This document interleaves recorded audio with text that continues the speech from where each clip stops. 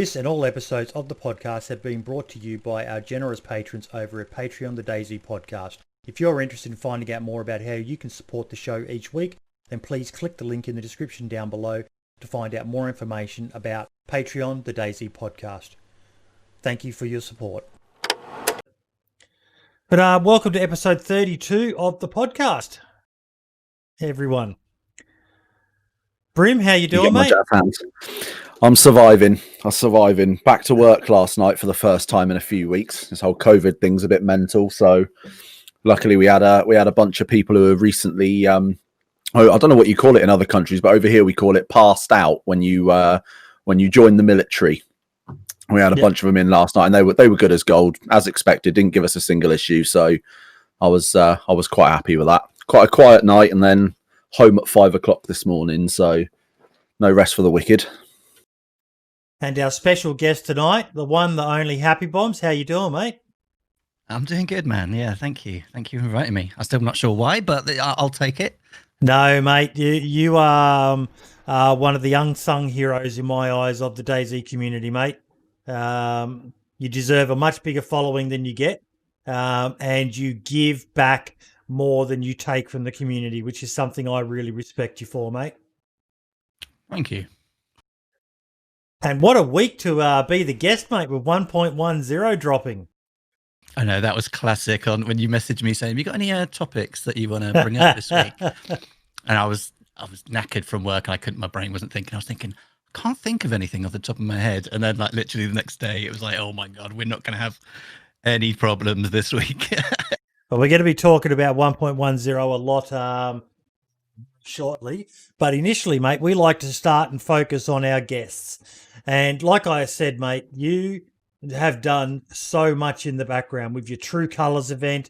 You've got your Day Zero servers now. And I think that's probably just the tip of the iceberg with you. Even some of the mods that you're getting done for your server look quite impressive. How is your server going? It's good, Matt. Yeah, it's still relatively new, which is, of course, every server owner would love their server to be busy and popular. But the people that are finding it and coming to play on it are really enjoying it, and it's turning in. I think it's turning into something really special. I'm really, really proud of it. The work we're doing, especially because we're not, this is not what we do. We're not modders. We're not anything like that. But so we're all kind of learning this as we're going along. And yeah, it's awesome. It's such a community project at the moment. It's brilliant. So what's the vibe of the server? What's it all about? So I'm quite a purist as such as DayZ, but I do love my vanilla. I'm not, each to their own, but I'm not really into the really heavily modded servers. So I think this server, it's got a real vanilla feel. It's changed slightly, to be honest. So when I think I've had servers for a couple of years, really. Oh, have you got my chat up? No. You just got called a fucking perfectionist. All right, yeah. I've been involved in like community servers for a couple of years, and I think when expansion mod came out, we were like, okay, there's some really nice stuff in here that looks. Let's set up a expansion server. So I started looking through all the kind of expansion features, and as I was going through it, I said, "Oh, that's not quite for me. That's not quite for me. That's not quite for me." And it became a really, I called it an expansion light server. So it had a real vanilla feel, but with some of the elements in the expansion mod, which I really liked. And as we've progressed, we've kind of, expansion's still in development. We all know that. There are some things that work great, some things that don't. So, as we started tweaking things, we were having extra guns, not too many and extra things like that. I think as the time went by, we were like, do we really need a lot of this stuff? Actually, is it actually changing the game for us? And it was for me. And it was coming to a point where even though we didn't have lots and lots and lots of modded guns, it was all of a sudden you were passing up a Mosin or a Winchester or a Blaze because, and they're god tier, man. In DayZ, they're like the guns that we love. So I've really taken a turn with the server now, and I've removed pretty much all modded guns, and we're going in a different direction in terms of let's actually take what we've got in the base game of DayZ and add some variations to it. So in terms of the look of things, slightly more aged, guns in terms of the textures. Still the same guns. They're still exactly the same guns, but there's more variety out there now. And the same for like armor and clothing and extra. This week we're really proud. We're not the first to do it, but we've been thinking about it for a while, like custom items that we can get in the game that aren't on any other server. But this week we introduced a couple of really nice bone knives that you can wrap in burlaps. You get a bunch of bones, cut up some burlap strips, and you can wrap it around the bones to create like a burlap wrap knife. Or you get a rope and combine that with bones, and you get like a bone handle, a rope wrapped bone knife as well. So we've been doing lots of things like this in the background, and like I said, we're learning this day by day, but it's really exciting. I'm really enjoying it. Have you seen the Hell Retex mod, Hell Survival mod? No, definitely one to have a look at. I've got it on my server, and it adds a lot of improvised tools, things like that. So what I've done is I've dialed your vanilla tools all the way down, so people are having to craft different tools like hammers and hatchets, and then you got the Dumpgrass mod for ammo making, and he's got a forge mod coming, crafting your own stuff. It's just I love when I saw your bone knives and that. I was like, man, I've got to remember to tell him about the Hell Survival mod. It's kind of a real balance. I don't want to go too far into like Rust territory where you're crafting tons and tons of stuff, but stuff that makes sense for me, and it's still fun to do. And it's we added back the DayZ snare traps for rabbits, for instance.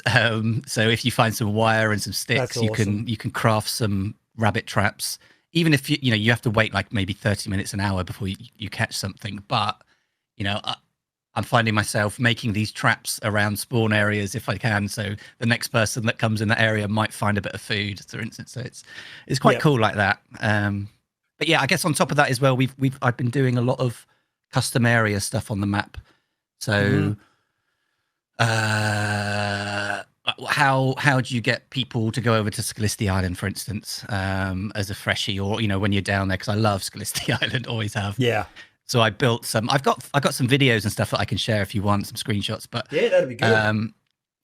But how can we get people to do that makes sense in the DayZ world? Yes. So I built like a container ship that had crashed, and there's like all the containers floating, and somebody had built like a wooden bridge across and things like that. And why would you go to Scalisty? So I've made it into like, okay, maybe this was an island that had some it was a hunting location at some point. So there's like little hunting lodges over there and some deer spawn. So there's a reason to go over there, because you might find a hunting jacket or a scope or something like that. But and there's lots of other areas. But yeah, I can whack a video up if you want to see it. Yeah, share your screen, mate.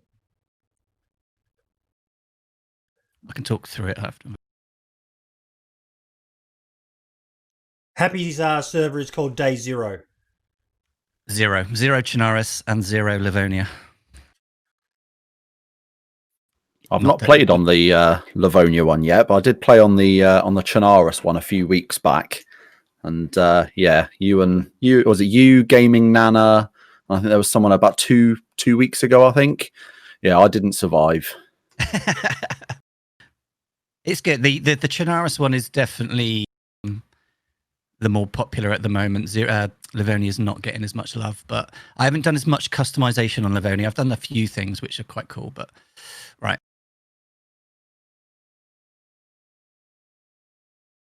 I do quite enjoy the those Death Squad Thursdays. I think they're an absolutely brilliant idea.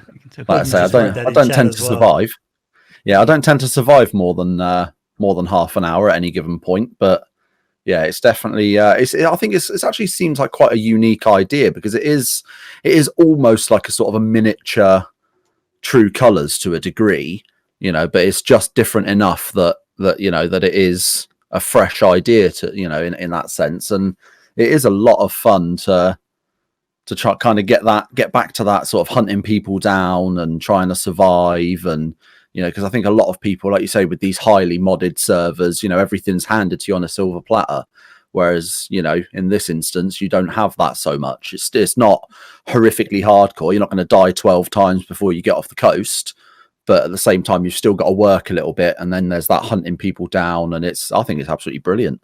Yeah, the Death Squad thing is a bit of a wrapper around, let's get people together one night a week for a bit of a shootout, because it's good fun. Right, can you see that, guys? Yep. Yep, got it.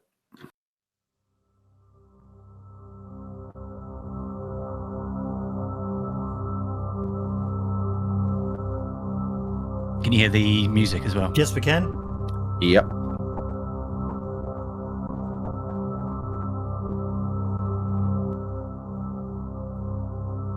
So this is things like I've added like particle effects within the world. So, you know, like chimneys smoke and cars are on fire, and just to add, you know, just to bring the world to life a little bit. You've got like custom things like zombies spawning with sacks on their head with blood and stuff. I like it.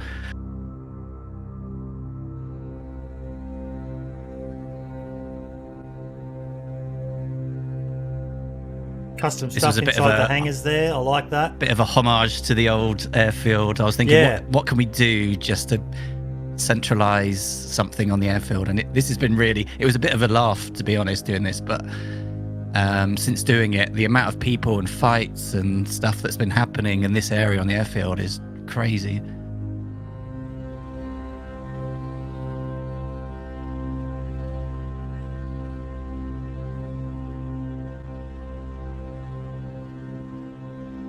More sort of customized helmets and things. Yeah.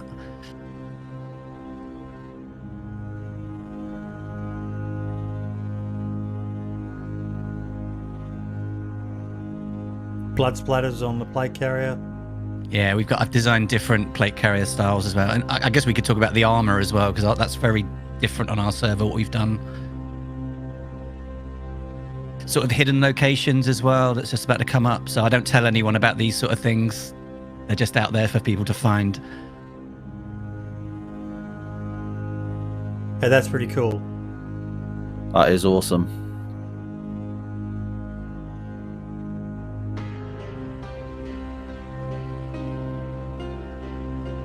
Is this a dynamic event or just a hidden location? No, it's just like a little freaky sacrificial sort of area that no one knows about, that when they come across it, it's like Jesus. The persistent flames and stuff you've got are really, really cool. That's one of my favorite bits. Yeah, I think they just add a little something, and they're not too heavy on the server in terms of performance and that. Yeah, so this is what I was talking about with Scalisti. So I built like a container crash. So you know, there's still an element of swimming you have to do if you don't make some of the jumps, but you know, you've got.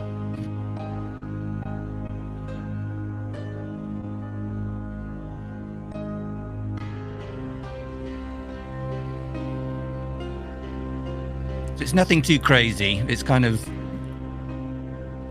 not super modded in terms of the map.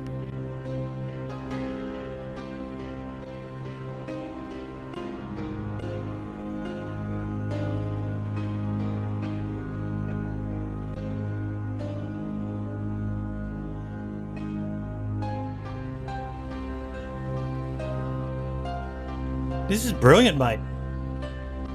It's nice, you know, when people find this sort of thing, and there's, you know, this is what I was talking about, the little hunting lodges right on the edge of the Scalisti.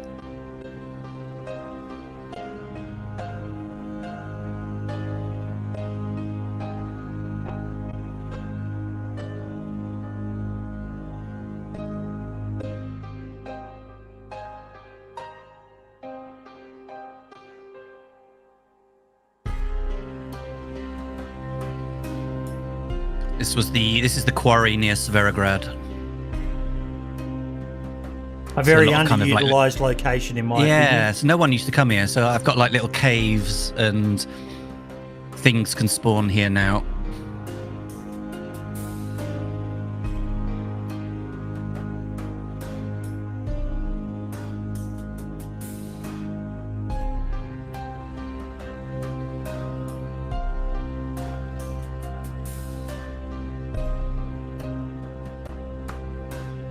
a little revamp of Northeast Airfield as well. Again, not many people came here because there was never anything here, but there's a few little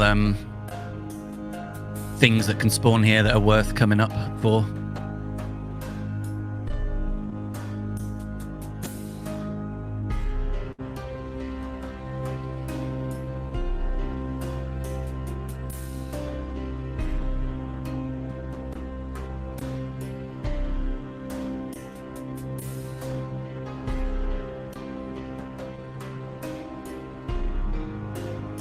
Yeah, that's nice. I love seeing underutilized areas and maps being custom done. I think it's brilliant. I think it's that thing. I think I'm all about the kind of journey through DayZ, and you know, I love that progression and journey through, and getting it's exactly that, underutilized areas, so everyone's not just running up north. Maybe you can go west, maybe you can go east, and there's reasons to go over there. Like creating little areas where you can meet people.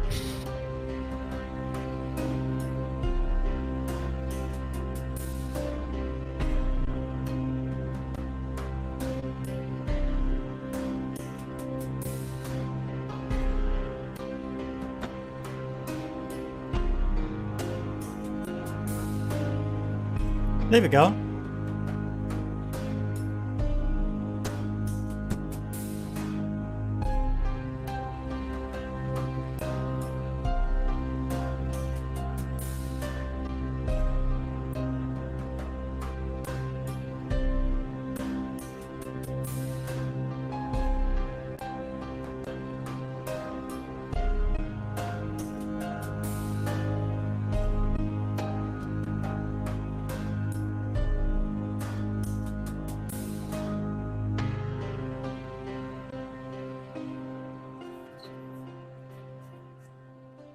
I like the logo too, mate.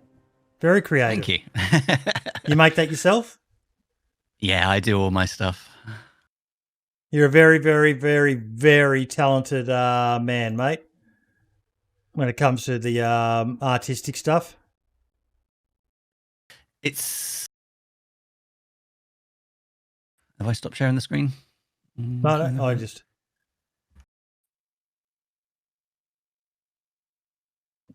I can still see it on mine. Oh. I'm good. There we go. Yeah, it's what I do for a job, mate. I'm kind of, yeah, I'm in the creative business. So I really enjoy doing that sort of stuff, and it's nice to have this little outlet outside of work to apply that to. Yep. So is it publicly known what you actually do in the real world? To a degree. I don't really mix work with like the streaming side of it, and the server. It's just all hobby and fun. But yeah, I work here. I've been in the games industry for 24 years. Wow. I work I started off as a designer. I kind of head up a design team now, but I mainly work now in kind of like branding and TV, video, all that sort of stuff. Nice. Anything big that we would have heard of? Yeah. But I'm not going to say because I don't mix it. But yeah. No. Yeah, okay. Let's just say that this year's very busy. This year's very busy. Okay. Okay. That's interesting because this year we've had COVID, so they kind of narrows it down. The internet sleuths are going to be out there. I'm lucky that I can work from home with this stuff. So I've been working from the office. Yep. Closed in end of March, so I've been working from home since end of March, and we're not going back till June next year, I think. Mr. Shouty Man, lol, he doesn't tell his stream, ain't gonna say shit on here. It's a weird one. It's not that it matters, and it's not like anything, but I just like the separation. I don't want any sort of conflict of interest work thing or anything like. No one at work knows I stream or anything like that. Yep. One day someone will put two and two together, mate. They'll be searching through and they'll see this devastatingly handsome silver fox streaming, and they go, "Hey, I work with that guy." Yeah. Here's where we realise that in his day job, HappyBombs wears a mask like he's in Slipknot or something. No one actually knows. No one at work knows his real face. Actually, I've just worked it out. I just worked it out. You work in porn. Everyone's stuck at home now, and you said that you've been very busy this last few months. So everyone's sitting at home watching Pornhub. So you've had to up your production value. Busted. Yeah. Trust me. No. Coming soon to Pornhub channel near you, a special DayZ Pornhub series.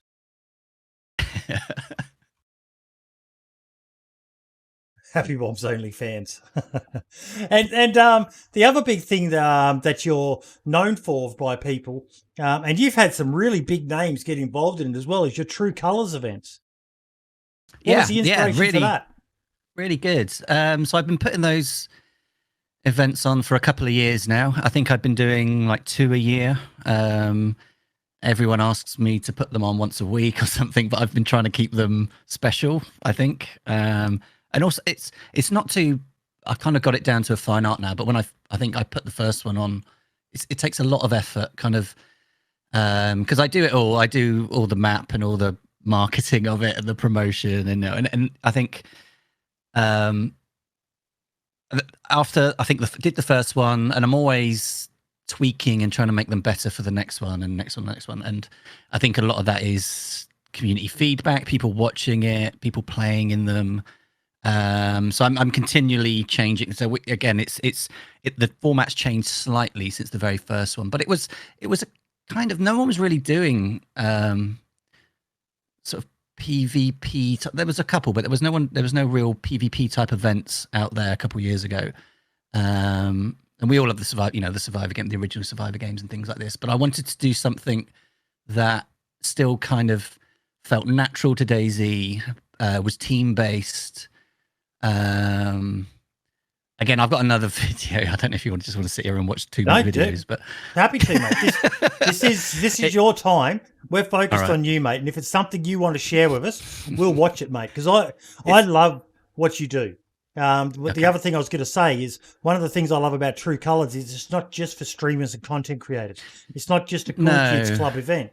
It's anyone. No, it's always been I've always wanted it to be where Survivor Games was,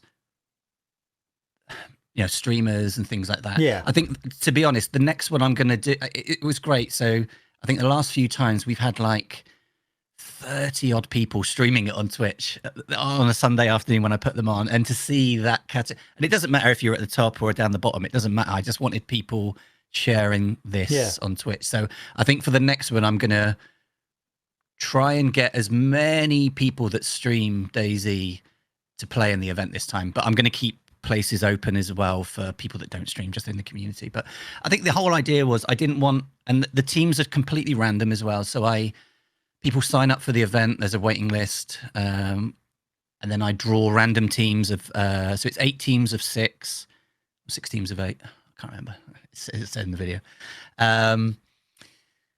Randomly drawn, so you could be, and I love the idea of, no one really gets to play with some of their DayZ heroes or, the people they admire. So you don't, it's not the average Joe playing with Paul, Running Man or Taupe or Minder or Lottie or whoever it is, OG. And I love that idea of you could be in a squad with them and get to play with them, the people that you watch every day, every week.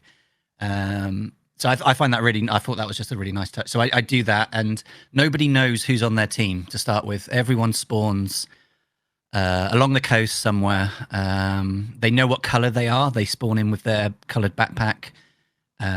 It's changed slightly over the years. So before they would spawn with a colored armband and a colored backpack, a few bits and bobs in the thing. Now we're kind of doing it because it's very time based as well. You need to be at a certain point on the map at a certain time, and you're locked to that area for like 15 minutes, and then you move. You've got an hour to get to the next place. So, so we've got people have now spawned in with a watch, so they have a little watch timer on their screen if they want it. They get a compass, they get a map, so they know where they've got to be. Sorry, they know where they've got to be. It's up to them to get to those areas on time.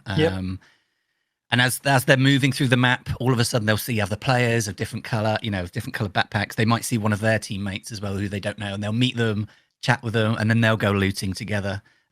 There's no Discord, there's no TeamSpeak. It's all in-game comms, which keeps it really sort of intense as well. Because when you get broken up from your teammates, something I did introduce a couple of events ago was in the phase 1 area. There's some team barrels, and you've got 15 minutes within that phase to get to that barrel if you want. And there's some radios in the barrels, for instance. There's no radios across the map, but there's some radios in your team barrel. There's a really nice, whether it fits in the DayZ world or not, I'm not sure. But for an event, it's quite nice. So the Airdrop Mod. So there's a flare in the barrel as well that the teams have an opportunity to loot that if they want, but it's obviously risky, which they can call in at any point later in the event, which could spawn in some meds or some armor or some ammo or things like that. So it's quite cool, but it works really well.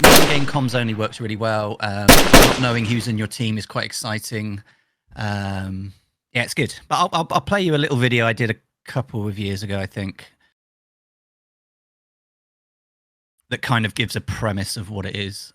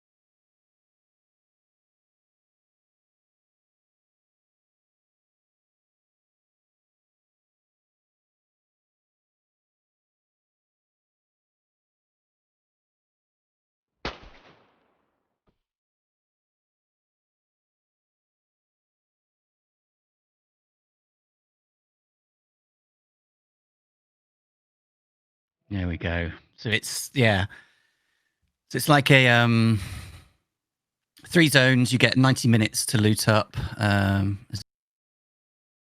90 minutes to loot up. No PvP. First zone is pistols only. Sometimes the first zone is the first time you meet all your teammates for the first time, and you're sharing loot and making sure everyone's got pistols and things.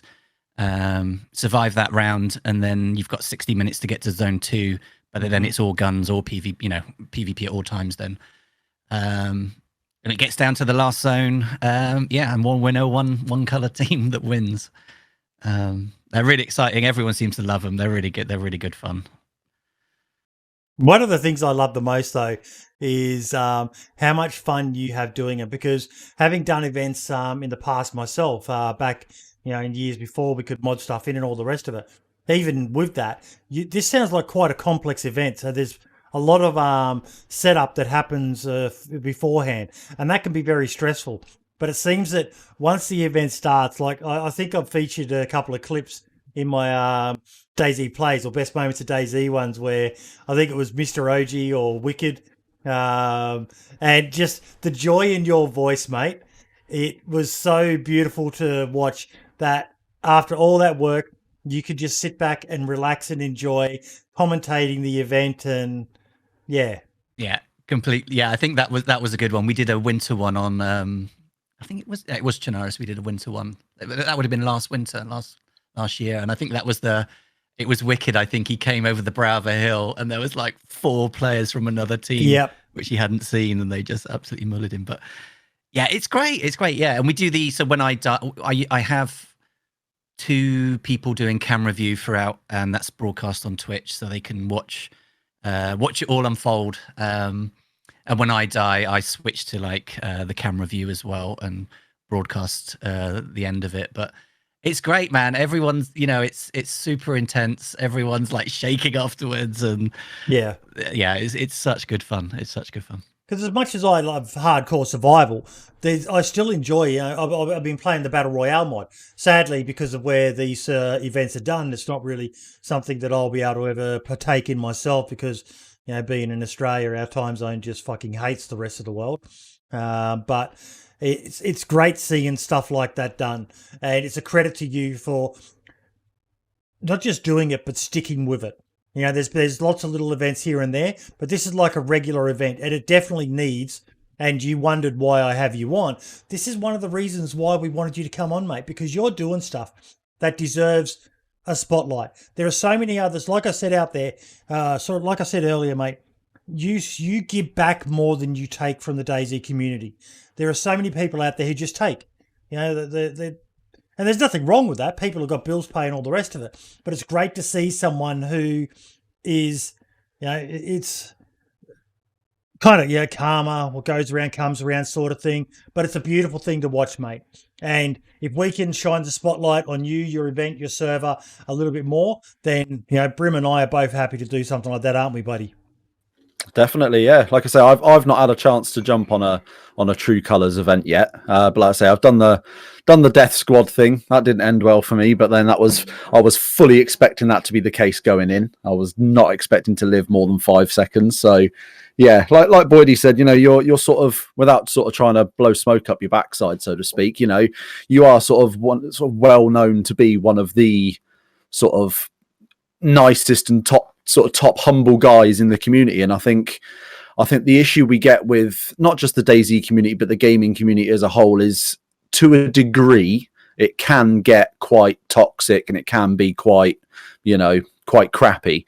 So it's nice to be able to shine a light on someone and on a server and on an event that cuts that out completely. There's none of that, so to try and focus on that, especially with the year everybody's had at the moment, with everything going on, to be able to shine that positive spotlight, and add that little bit of good shit in the world I'm all for it, definitely. Yeah, no, I appreciate it. Guys. It is. I think it is Twitch and I found DayZ through Twitch. Like, I started playing DayZ back in 2014, I think, and I found DayZ through Twitch. Got my first PC because of DayZ. I always brought up on console and things like that. But Twitch is always, and to a degree, DayZ, been all about the community. The community and people are nothing. Twitch is nothing without those people. Yes. And I do. I know what you mean. I think like on the design side and things, I know how important.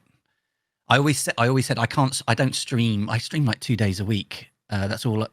That's it. And it's I'm really I guess, proud to where I've got to in terms of my stream and things like that, streaming 2 times a week as a part-time sort of little hobby. But, you know, it's never been about success or anything. It's been about having a good time and just having kicking back after work and having a good time. But with the design side, so I know I always said, if I can't stream lots and lots and lots, I'll try and make my stream look professional, sound professional, you know, whatever it is, give the best experience I can for the 8 hours, you know, 16 hours a week I do. And I do others as well. I take time off work and stream in the day sometimes. But, and I think knowing how important sort of like your brand is and, you know, how your stream looks and that I have done a lot of work for people across Twitch. You know, I've done OG's branding, you know, his whole channel. I did Lottie's Karma Crew logo. I did that. You know, I do tons of stuff like that.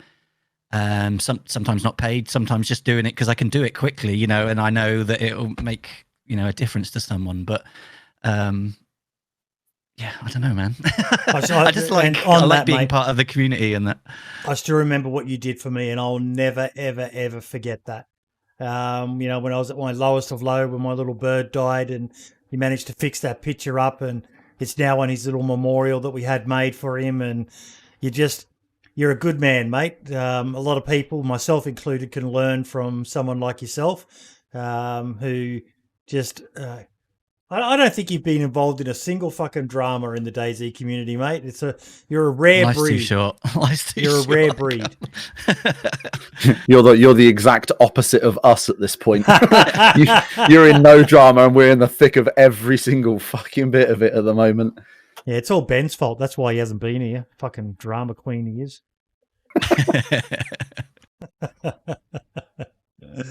Mate, have you got anything else on the go that we should know about before we start moving on to the topics tonight? Just small thing, but you know, we're going to talk about experimental anyway, but we're setting up a zero experimental server at the it's almost there now. There's so much new difference in the latest patch, and we're setting that up. I guess we're gonna let people play in it, but we're putting in our zero, which it's a tricky thing to do, but you can do it. You adding our zero modified files, our mods and our configs and stuff, putting it into the 1.10 world at the moment, and just seeing. We'll talk about balance and stuff like that later, I'm sure, but just seeing, because on zero we haven't gone to the 109 CLE at the moment. It's tweaked anyway to make progression feel worth it, and to make people make bone knives or whatever it is. You know, maybe there's less knives, you know, and stuff like that, or it's like this progression of finding things. But we haven't gone to the 109 because I'm still not convinced over the 2-day despawn thing at the moment. So we're still on kind of 108, a tweaked 108, which is working really well for us on zero. It's keeping things flowing, and you know, you never. But we're starting to mess around with the experimental settings at the moment. See, because I think experimental is not, it's good and it's not far there. It needs some adjusting and needs some balancing, and we're going to do a little bit of that in the background with some of our stuff to see if we can get it, you know, how we think it should be. But so we got that going on. We got some new custom items coming to our zero servers. We're building some more. We really like the way that Windstride did the skull masks and things like that, crafting out of skulls. That looks good. We're thinking it does look good. So we're thinking of, okay, what is in the game that would make sense, that would look spooky or whatever. So I think we've been doing some the Emperor Fox and Digiblast are the two guys that are working out I'm doing all the kind of the visuals and the textures and the look of them, and then sending it over to those guys, and they've been putting it into the game. But we've been looking at a way that, you know, if you kill a stag, for instance, in the game, you get the horns from them. So we're putting in stag horns into the game, and then you can use those horns to make some different things. So if you combine the horns with some bark that you've cut, you get this really cool sort of I don't know what the word would be, but it's this mask sort of thing. So it's bark with like the antlers coming out the top as well, which looks quite spooky. It's quite dark and quite spooky looking. So we're working on that. That's almost done. We're looking at some some more items for leather as well. That was really interesting. So we had been working for about a week before Experimental come out about putting the leather crafting back in.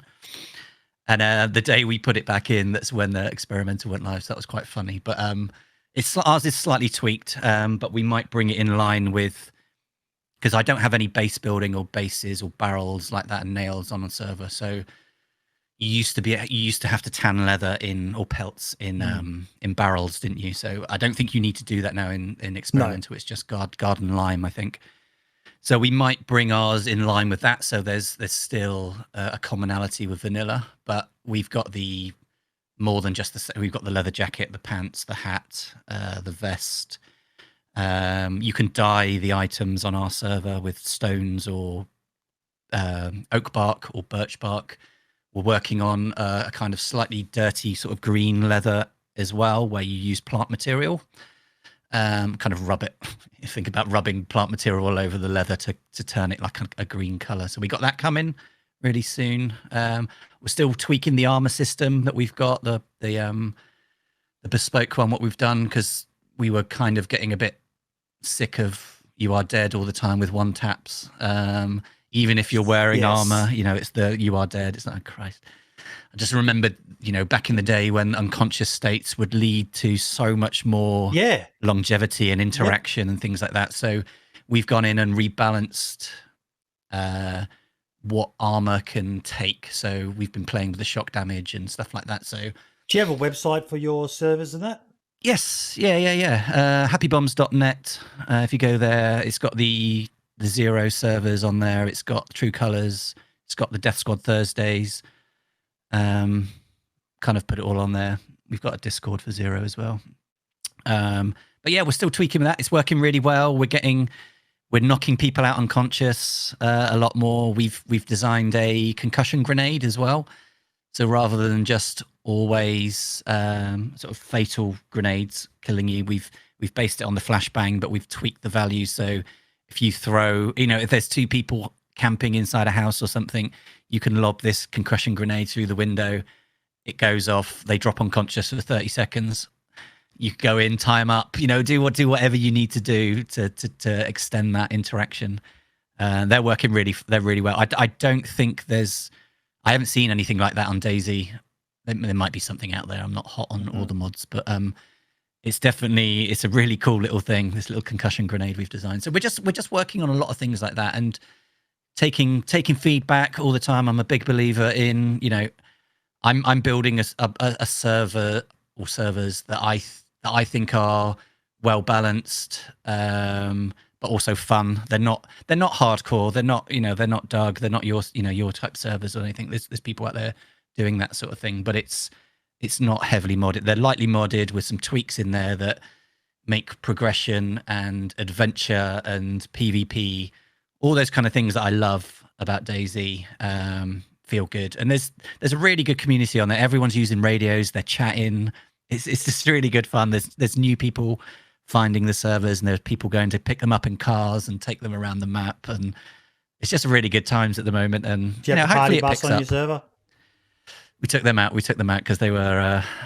I think that's the thing as well. We only had two helicopters from the expansion mod on as well, and it's.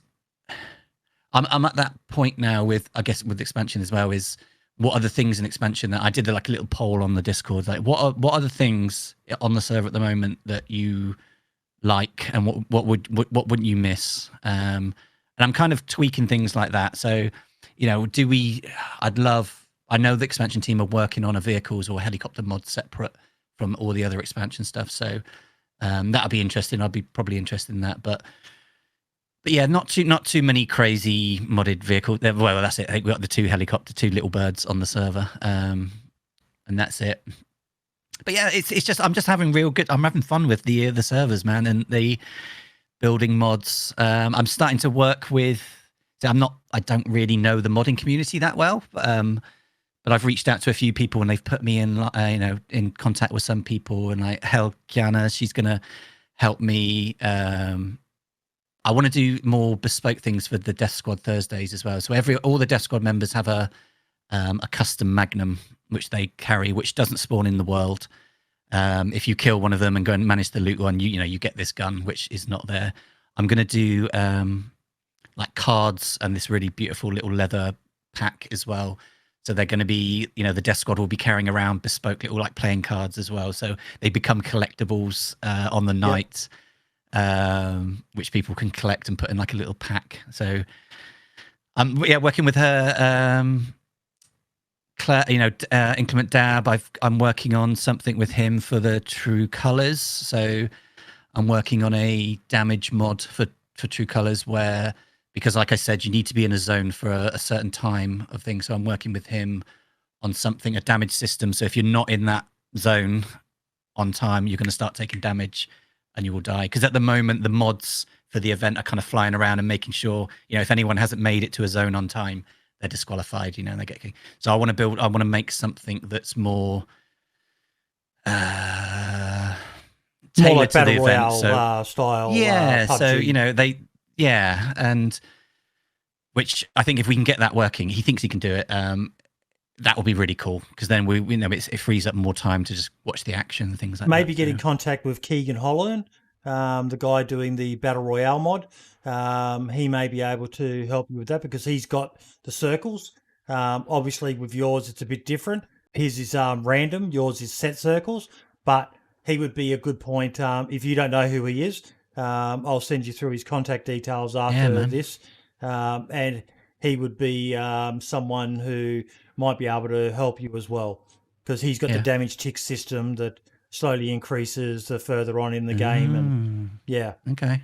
Yeah, I need to check that Battle Royale mod out and it's fun. I'll go on it. But yeah. It's good though, mate. It's good. We like I said this week, Emperor Fox has been doing some of the Zero modeling on his stream, and we've been like I said, I don't really know the modding community that well because I'm just a player. But we've been getting people coming in and helping out. People that have been using the DayZ object builders and things like that for like 10 years, or in terms of 3D modeling in those sort of environments and things like that. Not necessarily the object builder, but helping us out on stream and that. And it's just so cool. It's just so cool. Yeah. Like I said, it's turning into a real community project. Oh, the sneakers as well. That's a cool little thing. I've been putting in community sneakers in DayZ as well, for people that play on the server and support the server and things like that. So I got a couple of little PNGs I can quickly show. I know we only need to move on, but no. Podcast goes as long as the podcast goes for. Or until Grandad Boydie over here passes out and needs his bed. Yeah.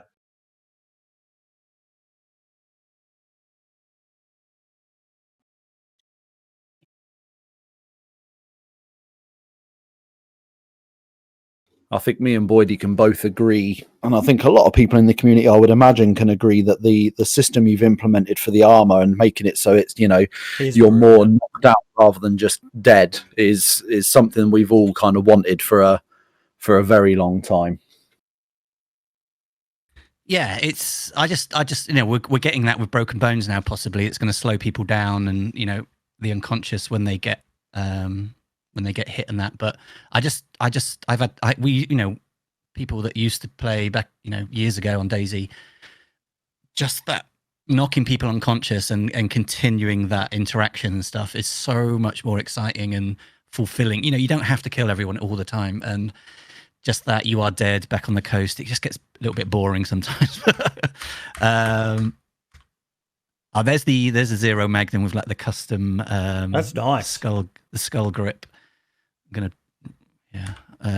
got like 1911 in there as well. That's very nice. Quite cool.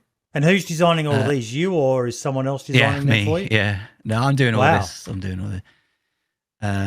Little camo Mosin as well, which we wanted something a little bit different from the normal vanilla one. Gorka stuff, like some different camo Gorka, like a dark grey, a dark green. A lot of this stuff already exists in mods, but I'm just kind of keeping the mod list down and just doing it myself. Like nice sort of aged Blaze B95s, Winchesters. We've got a Zero Brainbuster baseball bat as well. Yep. Camo SVD. Anyway, yeah, so I've been doing like community sneakers as well for people. So people that play on the server, again, it's just a fun little thing. It doesn't give you any benefit at all, but they're just cool little collectibles as well that are on the server. HappyBombs sneakers, yeah. Survivors, yep. Fly, Survivors, Trucko. Just some like kind of different. I like that bloody handprint on the gas mask thing. That's pretty cool. Are those concussion grenades going to be something that you might upload as a public thing for anyone to put on their servers? So I know a handful of people, especially someone like Uncle Ray, that would make very, very good use of that and annoy a lot of people. Yeah, we haven't really thought about it. We're just kind of doing it for the server. I didn't really think anyone would be interested in a lot of the stuff that we're doing. But definitely. Just like the wooden handled machetes with like blood, or they're just a little bit aged and stuff. They just look pretty cool. And this was Livonia, so the shooting range in Livonia. I did like a little military camp. A reason to go down south, I know that there's military areas, but there's lots of chunks on Livonia which there's nothing going on. There's a helicopter spawn as well, but yeah, the community sneakers thing is really fun. Everyone's like out looking for each other's, and it's really good. I think that's a great way to reward people as well. That's good. That's very, very good idea, mate. So not just for the creators, but for anyone of note, people who are loyal to the server, supporters and all the rest of it. And just a little way of, cost you bugger all, just a bit of time, and you've got the skill to do it, so you're not having to pay someone to do them for you. So why not? Yeah, exactly. Helps create that community feel.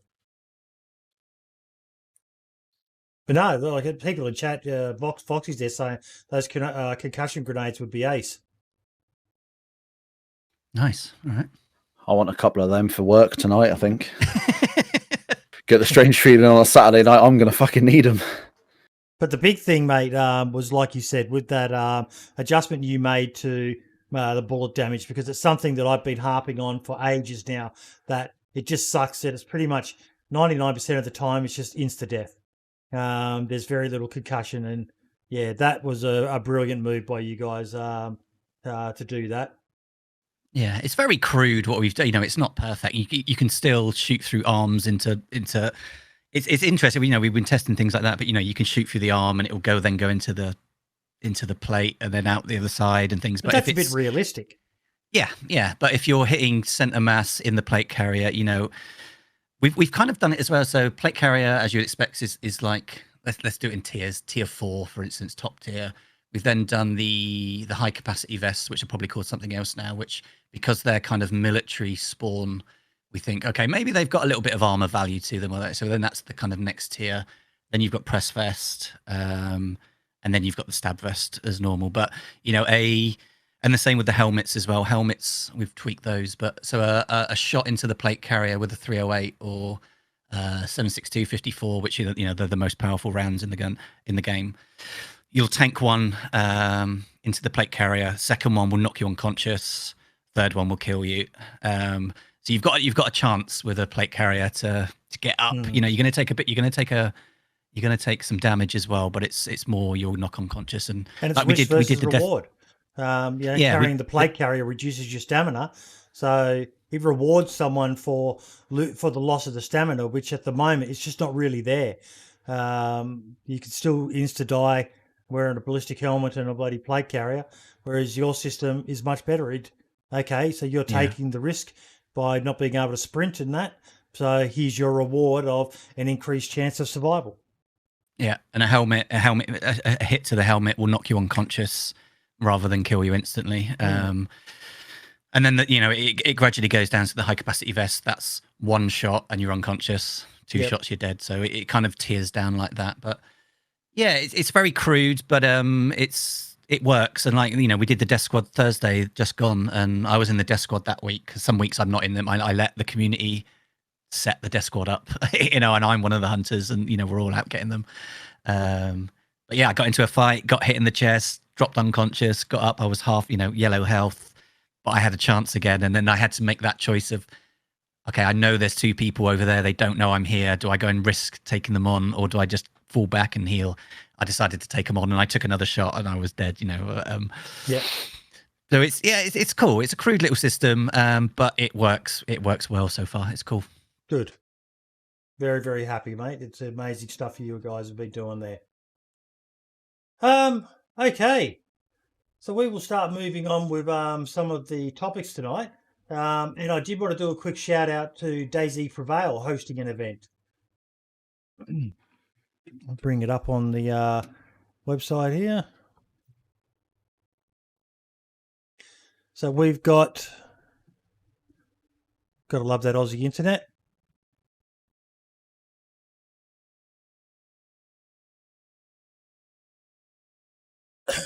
Sign up discord.com for this week's D-Day style event on Saturday the 24th. So that'll be in the next few hours, I'm guessing. How long till 8 o'clock in London, Happy? 4 hours. Is it? Yeah. 4 hours. So in about 4 hours time, they're doing an event. So if you want to, I'll put the link in chat, folks. D-Day style event. Sounds interesting. Nice. I've got Chris FPS in my chat as well, watching on the podcast. He's doing the event tonight, so yep. Anyone that's in that event's going to have a bit of an uphill battle, but it's going to be it'll be a good one. It sucks that I have to work on a Saturday night. It's my entire career. It's what I've done for 10 years, but fuck, do I start hating it at this point? So many great events get put on weekends when I'm the busiest I ever am. You work on the door, don't you, Brim? I do, for all my sins. Luckily, with the whole COVID thing and the fact that pubs over here now are shutting at 10 o'clock at night, things aren't, I'm not swinging punches half as often as I used to. So, which I'm quite glad of. But down on that Union Street, mate. I don't know. Oh, don't even go there. Don't even go there. I'm the other end of town from Union Street. I refuse to go down there. Thank God for that. I'm a West Country boy myself as well, mate. Yeah, no, you ain't catching me on Union Street. Well, not without my own 0 fucking plate carrier anyway. Damn that. So yeah, we have got 1.10. What do you guys call it? Wobo put out his little poll. What do you guys call it? I call it 1.10. Yeah, I think I've been saying that so far. Either that or, weirdly enough, 1.10. It's always either 1.10 or 1.10. I never called it 1.10, and it feels weird. It kind of gives me like a little a creeps, like, oh, I don't like that. Just saying 1.10 sounds horrid. I liked his insulation. I think that's going to be that's my new one, I think. But it's definitely a much more survival focused patch they're dropping on us, Brim. Sorry? Definitely a much more survival focused patch. Yeah. Well, I mean, that's the thing, isn't it? I mean, when we were blessed and lucky enough to have Sumrak on the podcast a few months back, he was saying that he wasn't going to be trying to bring Namalsk out until the base game was where he needed it to be for Namalsk to be, what he wants and his vision. So, it's one of those where it's kind of like, it's good because I've never really been into the sort of hardcore and I'm very good at the survival in DayZ, but it's never really been a huge thing for me. But I've sort of come into that now, and I've started doing a bit more hardcore, a bit more vanilla style gameplay now. And to see this, coming up like this is really good. Like I say, I think it needs a bit of tweaking with things like the broken bones and stuff. I think there's a few bits and bobs that need, slight adjustments here or there. But the fact that we've got all this now, once this comes out, it just proves that we are literally on the doorstep of Namalsk at this point. And I think you'll be hard pressed to find anyone new or old, so to speak, in the DayZ community that isn't immediately excited for the next at least 6 months of this game. Yeah, it was almost too much to take in, wasn't it? I still don't think I've got to grips with everything, but I remember the patch notes and I was just like, holy shit. And I did 3 lives on Thursday night on it. So I haven't found half the stuff, but yeah, there's a lot to go through. How did you go surviving? I had two really rough lives, and one. Well, so I died the first time. I I think I spawned. Can't remember where the first one is, but I didn't find any food whatsoever. I looted. I was watching a bit of you this morning, Boydie. You're a lucky looter, you are. I'm telling you. But I looted a whole of one town, and I was really thorough. But there was nothing. There was nothing, and I died of hunger. I think. Second time I was in Solnichny, and I found a can of peaches. And somebody had. It was quite amusing around the pump in Solnichny. People had dropped pumpkins. They had dropped cans. They had dropped rags. They clearly had nothing to open them with, so they were just dropping them around the pump. And yeah, I found the food, but I found nothing to open them with at all. The whole of town of Solnichny. And then my options, I wasn't going to make it to the Lena. I wasn't going to, and I died again.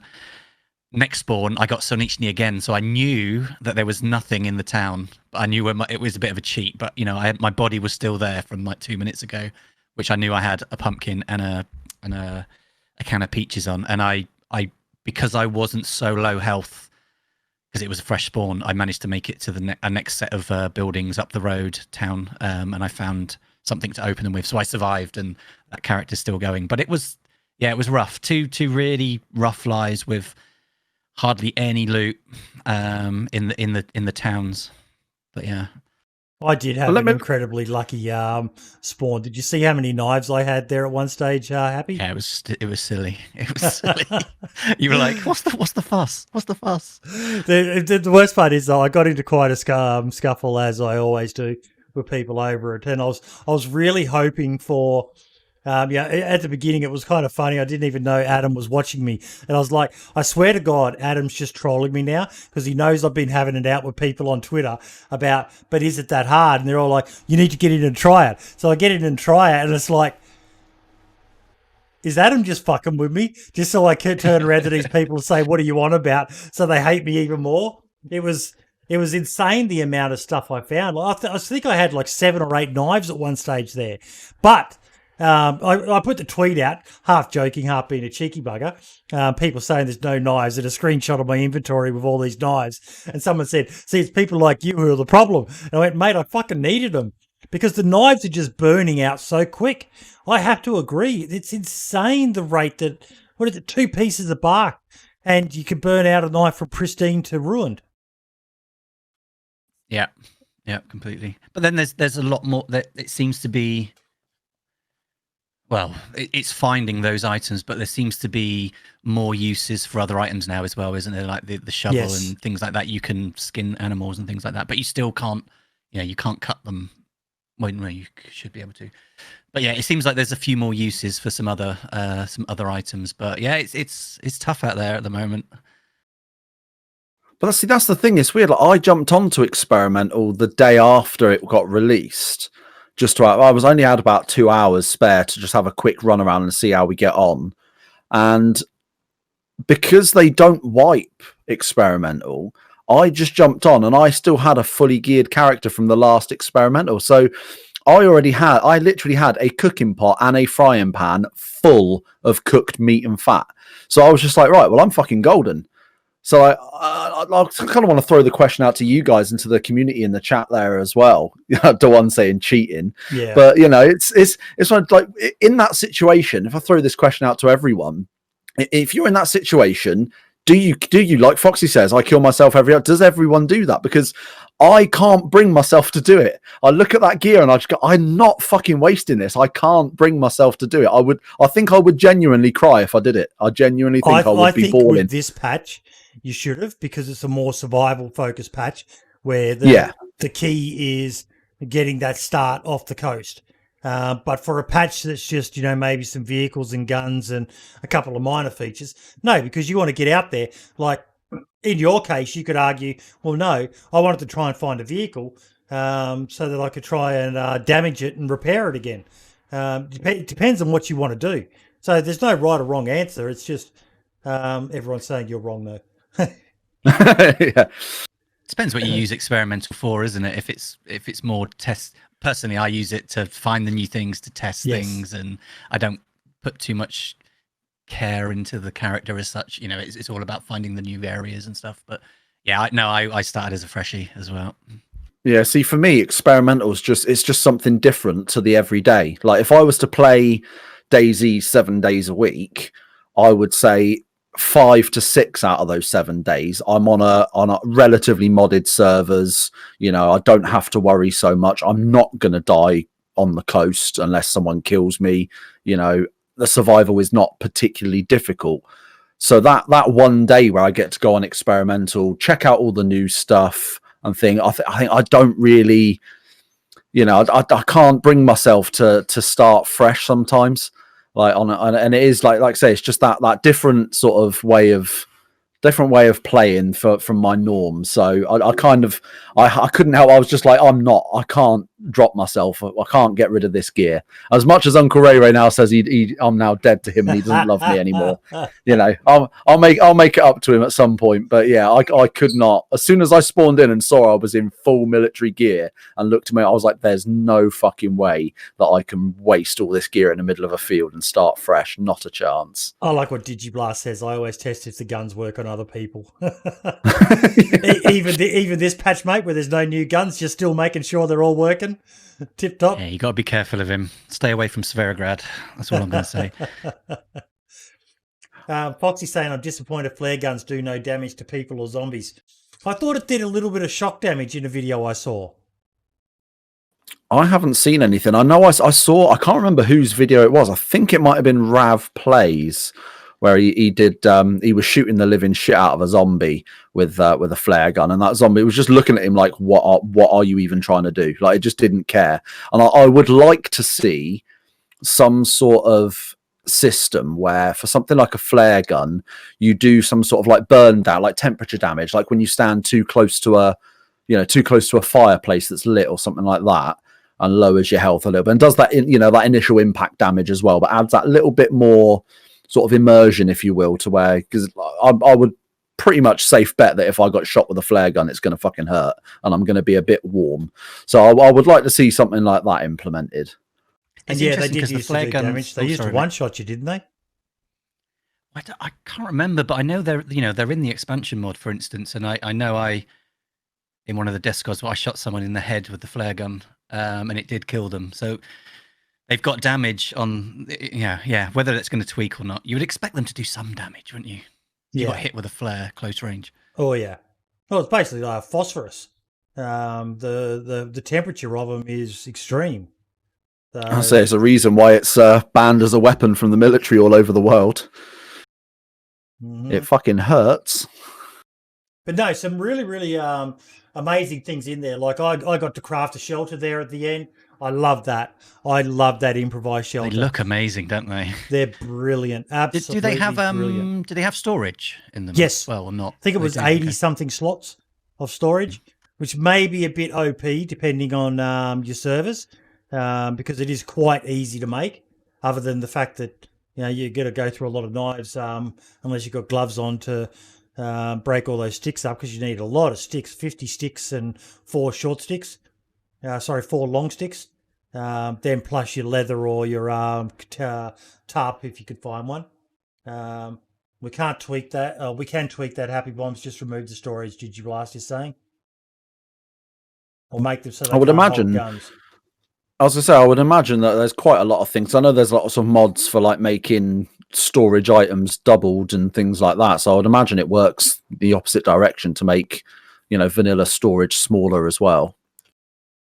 Oh, and Joel's saying in there, and Foxy's elaborating, you don't always need the sticks. You need 4 long sticks and then 2 tanned leather or 1 tarp, and you can still make one. I just liked the improvised shelter. I just thought it looked fucking awesome. I think they look awesome, but I can't see myself actually, like, once the experimental becomes stable, I can't see me actually really making use of them for my gameplay style. Even with my love of base building, I don't think I would ever actually make use of one, apart from just to go, oh well, there you go, it's a new thing, I've made it now, and then leave it. I like the idea of a few of them around them, if outside of towns or stuff when it's raining and you need to get in. Yeah. I don't know if they do shelter you from the rain or not, but that idea of just taking some cover for like 5-10 minutes or something. I think they do. I think Helkiana and Adam were using one when I was watching them on stream this morning.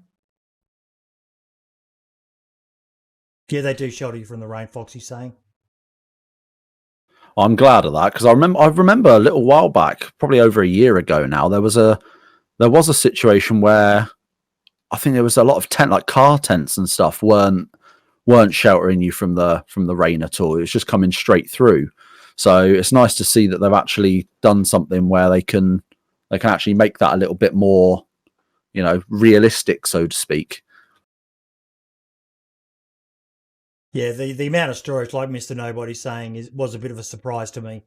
I thought it wouldn't be much more than a crate, to be honest, or maybe you can attach a crate to it and that's your storage for it, because it's not really a storage thing, more of just a shelter. But yeah, that's probably the feedback I'd give to them on that.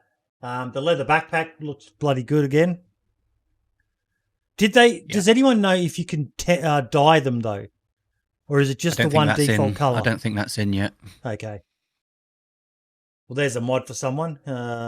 In the meantime, Zero, Janoris. We've already got it. Shameless plug. HappyBombs.net. I think he might actually be the first guest that's freely done that as well. Most people are just like, I don't want to do it. People are so shy and like, I don't want to self-promote. And we're always like, just do it. Self-promote. That's what you're here for. Exactly. Only on zero servers. No one else has allowed it. Forgive me. I like that they're making. Sorry. I like that they're giving old items that had like no use more use now as well, like the epoxy to repair parts of vehicle chassis, the car engine repair with a pipe wrench. That pipe wrench looks fucking mean as well.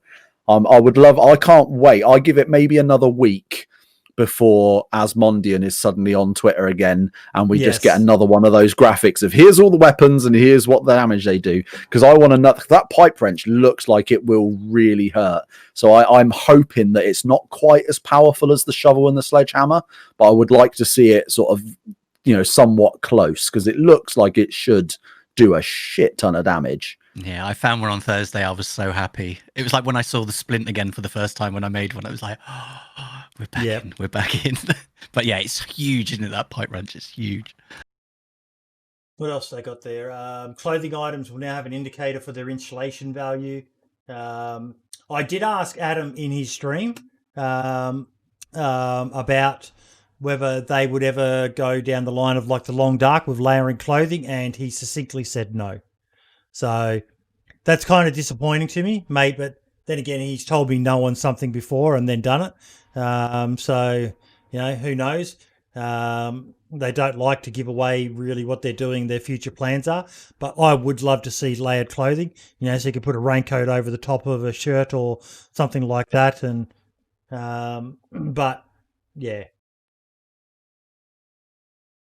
We shall see. I think it's good as well. I think it's good that they're adding in that more survival mechanic. I like that they're making it so, exposure to wind will make your character freeze more. Forest can provide cover, and then going up in, if you go the further north, like if you were to go to Tissy, you're going to freeze your tits off and things like that. I love that they're adding that in and making it so that the clothing actually has sort of more use for warming values. It's really going to make people have to stop and think, right, am I going to pick up this military jacket that's thin and cold but has 50 storage slots, or am I going to pick up this little wool jacket that's only got 20 inventory slots but it's going to stop me freezing to death in 20 minutes? I think it's going to make people stop, like you say, as well as with like the broken bones and things. I think this patch is really going to slow the game down and make people have to really survive and think, rather than just infinite sprinting God knows where and heading straight into PvP every 5 minutes.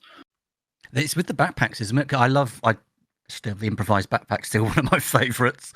I think the profile and the look of it and that, but it gives you no heat value at all, whereas a mountain backpack gives you heat value. So it's you're making more decisions now based on your status, character status and things. And that's not that big of a deal on a third-person server, but on a first-person server, carrying that mountain backpack obscures your vision behind you. You've got to actually turn to be able to look behind. Backpack full of heat packs. Food decay as well. That was brilliant. Love it. Yeah. I knew Oh. you'd be down for that straight away, Boydie. Well, it's even just the thing of you find fresh human steaks, you know someone's been there recently. Whereas if it's decayed, so I know, and we're going to talk more because the Running Man did a tweet about the despawn timers, but I love finding things like that because I had someone once say to me that the PvP servers, people like the kill feed on there because it lets them know the server's alive. I understand that if you're of that mentality, but for me, a server is alive when you find evidence that someone has been there, and finding things like a chopped up body, or I would love even rubbish. I know it'd be annoying for servers and that, but someone has a can of peaches and then the empty can doesn't just disappear. It ends up as something the person's got to make the choice of either throwing away into the bushes, or if they drop it where they were, then you find this empty can. I would love to see more stuff like that. So there's evidence of I'm on the trail of someone. I found this here, and the big one used to be the pieces of paper at the Northwest Airfield. Oh shit, someone's been through here, found ammo, and the 30-minute D-timer or despawner. So you knew it was in the last 30 minutes. So the hackles were raised on the back of your neck, and you were on edge. Whereas, I love things like that. Things that give you a sign and then raise a question of, okay, it's moldy meat. But does that mean it's like over the time that the food goes rotten, or it's just stuff to get to play mind games with you? And then I don't know what the mold, if you can even cook the moldy meat as well, but that decision of I'm going to die if I don't find some food in the next 5 minutes or something. Do I risk cooking this moldy meat and eating it and getting a little bit sick, but I can recover from it, or do I not? But I was the same. I came across human steak that was moldy, and I was like, okay, so that's been there for a little time. And then further on, I found some that wasn't. So it was like, shit, that's happened in the last, not too long. Yeah. Items dry up over time when put on the ground or in a cargo space. Proximity to a fireplace is no longer required, but the area of a fireplace dries items faster. I actually got quite confused as well. I got that, there we go, the heat buffer. I had lit a fire and cooked some food and ran off, and I'm like, what's that plus symbol next to my temperature? So I said, that's the heat buffer from having been near a fire. I was like, okay. Yeah. I noticed cooking meat in a house that it was one of those like red houses. It's only one story, but it's the ones in most towns that's got like the set of stairs on each side and the double doors one side and what have you. And I was cooking in there, and I noticed that where I was stood in the fire, if I got within 10 feet of that fireplace, because of the new mechanics with the every item of clothing helping with keeping you warm and things like that, I noticed that if I went within 10 feet of that fire, which I needed to so I didn't burn my dinner, my temperature was just going up and up, and it got to the point where I actually had to literally just take my jacket off every time I wanted to just go and move the steaks around. So it needs tweaking. That's an issue. Yeah, but at the same time, I quite liked it. But I would like to see more information on the whole food decays over time thing, because I'd like to see someone in chat's a smart person and knows how to look into files and things, and see what the actual timer is and different conditions and things, and when you dry it versus cooking it versus keeping it, because it says there, have the smoking slot to several types of fireplaces to dry the meat so it doesn't go moldy as quick. But then I did that, and then I tried cooking it and it just burnt. So it's like, how is that gonna sort of stack up and affect people? And yeah, I did the same thing with the dried, and someone was saying you need to put it in a pot with water again and it rehydrates it. But I don't know if it's true, but there's all those little things. But it makes sense. Helkiana said no. From what I remember, it's smoking it makes it, I think it lasts longer because it's basically dried / smoked. But there's a bug at the moment where it doesn't remove the salmonella from it. So see, I noticed that. I noticed that because I smoke dried some meat and I cooked some, and I ate the cooked meat and everything was fine. But then I ate a bit of the dried stuff and I got the sickness symbol.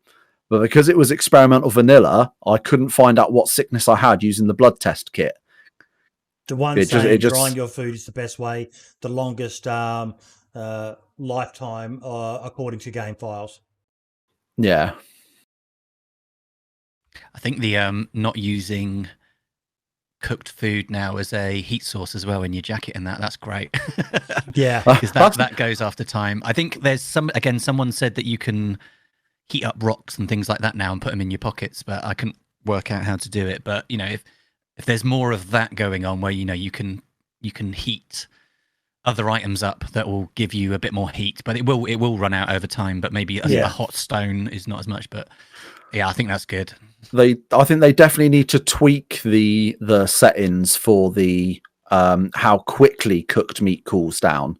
Because like I say, I did a bunch of cooking, cooked a bunch of like venison steak and things like that, and within, I would say, 2 minutes of taking it off the fireplace and putting it in, back in the frying pan or whatever in my backpack, it was stone cold again. It had no temperature value to it, even though the frying pan and the cooking pot and what have you still said over 200 degrees. So there's definitely some tweaks that need to go there, but I think it's definitely heading in the right direction. What do you think about it? You wouldn't put a fucking backpack that was, a frying pan that was 200 degrees into your backpack. It'd just melt a hole straight fucking through. They added the coastline, the islands between Prison Island and Ostrog. I was watching Sumrak and Helgiana. It's a nice little change. Something I haven't different. seen that yet. It looks nice. There's nothing really major on those little islands. There's still a little bit of swimming you have to do or getting into the water, but it's not that boring long swim or the need to add those great big ugly modded bridges so people could just run straight over there. I think it's kind of like the next best thing to a bridge, essentially. Island hopping. Punching now deals damage to gloves and can cause bleeding to bare hands. That's a nice little change. I like that. Yeah. I love any little sort of quality of life improvement, just random things like that. Everyone's like, oh no, I want all the newest guns. I want all the best gear. I'm like, nah, give me the little insignificant things like that and I will be happy. Yeah, me too. And I like the visual effect to increasing shock damage as well. A little bit of blurring around the edge of the screens, but a slight blacking out of it, particularly prevalent when you break your legs. But again, that was a nice little quality of life change, Happy. Yeah, completely. I'm the same. They're small things, but they mean so much, don't they? From a visual and they are visual things, but they all of a sudden you just feel a little bit more immersed. I love it. And the new visual heat haze brim. Did you get to check that out? I didn't know. I literally, like I said, I spawned back in fully geared, ready to go, and just had a run around for about half an hour because I was on a bit of a time crunch. But I've got the data myself tomorrow, I think, so I'm gonna have to get on and check all the new stuff out tomorrow. If you find a road flare, light it. It's probably one of the best ways. Or make just a torch, an improvised torch, and light it. And the heat shimmer around it is brilliant. I heard someone say the really smart word for it, paradoxical bloody something or other. I can't remember what it was, but yeah, I just call it that's heat a shimmer. bit. I was gonna say that's a bit too intelligent for me. We'll stick to it. Looks lovely. That'll do. Yeah. So no, that it's an amazing patch. But not everyone is happy with it. Now, I put a tweet out. I picked up on the little Easter egg of, well, not really an Easter egg per se, but Pappy, do you remember the 0.55 patch? Yes. The great drought of DayZ. Yeah. And everyone was up in arms about how hard it was to survive. What do you get when you double 0.55? 1.10. Double the pain. I thought you'd like that. But yeah, at least in 0.55 you could apple glitch still. So that's what everyone was doing, apple glitching on the coast to get food and that. But it probably the first one I'll get into is the Running Man. And I had quite a good conversation with him both publicly and in DMs with him. But he put a tweet out about the central loot economy. Let me just bring it up. I think he and a lot of others did make some very valid and very good points. But as usual, I noticed it was the same handful of people that just rather than giving constructive criticism, a few of them were literally, I just don't like this. It's too hard now. And it's the people like your running mans, like your Toprex, like your minders who have got, you know, I can only imagine they've probably got 20, 30,000 hours between them, those lot. And it's always seems to be those same handful of people that love to have a nice bitch and moan as soon as a new update comes out and one thing doesn't go their way. And you would think that with the amount of hours they've got in, they could literally survive a fucking nuclear holocaust in this game by now. What do you think, Happy? Yeah, I don't think this is not perfect at the moment, but it's the first iteration of 1. What's it called again? Insulation. 1.10. Insulation. So it's going to take some tweaking. Like I said I'm with Paul on the loot economy stuff. I think like I said on our servers, we've not moved it over to 109 yet. I still don't think it's quite right, and that not finding stuff because it's, you know, in the middle of a field for 2 days because no one else has found it. I think when I was playing Experimental on Thursday, I liked the, you know, I think I was going into Cabanino and all of a sudden there was backpacks on the floor and there was jackets over here and there was, you know, there was just crap everywhere. From a immersion visual point of view, you're like, okay, that's quite cool. But from a looting, I love looting in DayZ. You know, it's 80% of the battle in, you know, or the game in DayZ half the time, and you know there's something very rewarding to do it. But when you're finding, you know, literally nothing or the basics to get you on to that next point, it's where you can, you know, go a little bit further. I think it's quite rough for me at the moment. Yeah, it's very interesting, and like I will concede as well that the 48 hours for guns is a bit over the top, and the probably the big thing is they went from 30 minutes, which was ridiculously too short, which basically encouraged loot cycling, and they bumped it out to 48 hours, which is, you know, that's meeting a chick for the first time and going straight for home base. You just don't do that. That's just such a massive leap of. So speak for yourself. But yeah, there's got to be a happy medium. I like the change. I personally haven't found it that hard, but I haven't played vanilla. But I play on a server where the values are even harder than vanilla, and I still haven't found the issue of, you know, but I enjoy the grind. It makes for boring gameplay, and that's something I said in a conversation with Toprek. Because Toprek raised another issue with the fractures being too hardcore. We are already limping when we have low health, and now we're also limping after a leg shot for a long time. PvP will become a pain, and DayZ will be all about hiding and healing. Please balance the fractures, nerf it. Chest shot equals limping, leg shot equals limping, head shot equals dead. From now on, I will be behind my arms. Honestly, DayZ is progressively turning from a spectacular action-packed survival game with elements of parkour into a slow, boring, healing-based game where everyone's going to be afraid of PvP. See, I'm afraid of PvP anyway. I'm shit. So that's not going to change for me. I see where he's coming from. And I replied to him before I'd had a chance to play it myself, because like my understanding based on watching Wobo's video was that Running Man's here. How you doing, buddy? The feedback was on 1.09, and I really don't think it was bitching. I tested it for nearly 2 months before typing it. How is that bitching the first time I tried it? And that's what he said to me as well.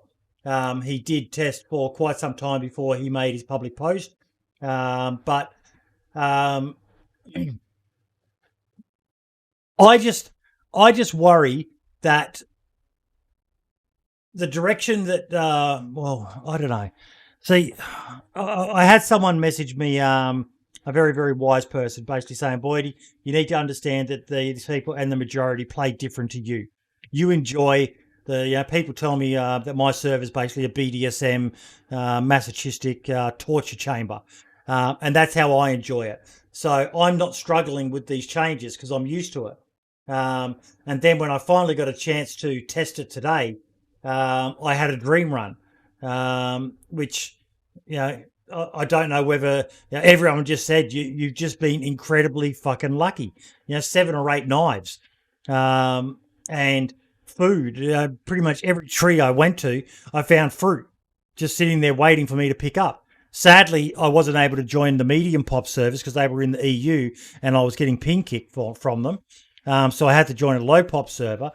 But in my mind, I was thinking, if the issue with despawn timers is still there, then surely it should have still been there for me, the flow-on effect of it. The lack of loot from people having been through there in the last 24 hours, because there's a lot of people jumping on and testing it.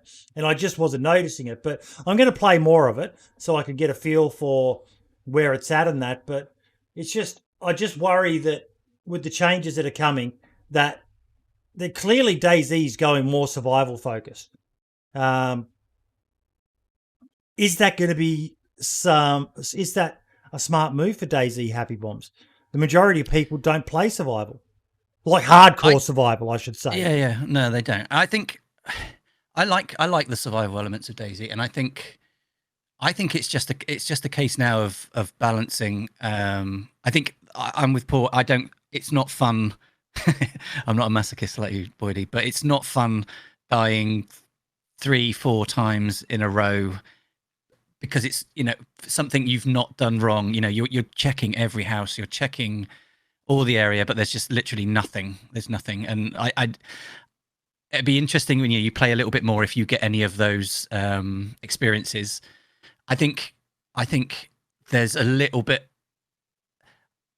It's balancing. It's like I said. It's if you can get some basics early on, or you've got that chance of maybe it's not in your first town, but Chernarus is, and I think I'm with that with Paul as well. And not that I've played much of the mouse, but I've seen the map. But the towns are very split apart. So if you find nothing, like I said the other, I did 2 lives. I did one in Solnichny where there was nothing, or I couldn't find anything to open a can or cut a pumpkin up with. And I was not going to make it to the next town or the next town, and I died. And the same for the next run again. I think it's just a case now of working on those timers. I don't think the 109 timers are right at the moment. I don't think it's hard to fix. Paul's and that viewpoint from the vanilla.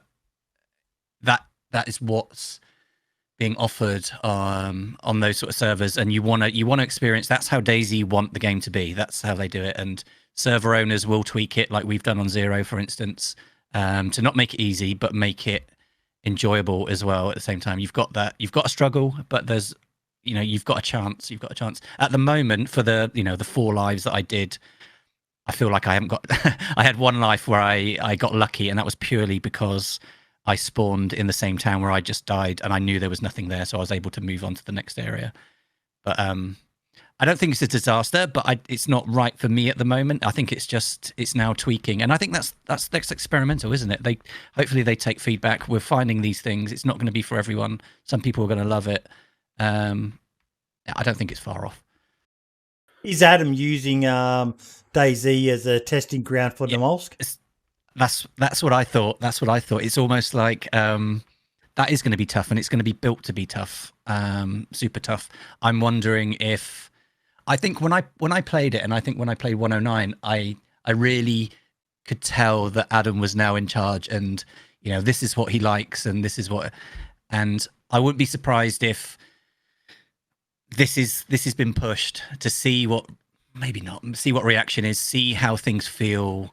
You're not going to get it right the first time. They obviously feel internally that it's worth playing at the moment and to get feedback, but I wouldn't be surprised if we see tweaks. But this is, I think this is a good test bed for what the mouse is going to be, and the mouse might even be harder, and that's fine because it's supposed to be like that, and it's a smaller map, and you may have chances to get to places and find things slightly easier than Chernarus. Just reading the Running Man's comment. If you play experimental on any other server than UK03 or the DE server that get fuller, then the loot should be easy, as you found, Boydie, mate, because there are players picking the loot up and moving it elsewhere. Yeah. I don't know what the population is of the LA one, but that was the one I had the best ping to, other than the Singapore one, and I knew the Singapore one would be hardly populated because, just Australia and Asia, not as big of a market in that. But yeah, it was interesting to say the least. One thing I did note that could solve a lot of these issues was the lack of stones spawning around. And even like I've had arguments with people in the past about it, but this was worse than even I remember. I think I found one stone my entire 2.5 hour run. And I was actively looking. I didn't get onto any walking trails, but I was running along the train tracks. I looted the town where I spawned in Kamishovo, and then we went to check the train tracks, not a single stone. I was like, oh, that's unusual. Plenty of fruit, but not a single stone spawned in. So then I continued on, and eventually I did find one stone, but Daone pointed out to me that they spawn on the beach now, but it's bugged. They actually spawn inside rocks on the beach. So that's kind of a kick in the teeth. They just can't fucking win. Yeah. Those stones, I don't know what it is. I think it's got to be the only item in the history of DayZ that is as polarizing as it is. No other item has ever given the community that much of a fucking headache as little piss poor pebbles, for fuck's sake.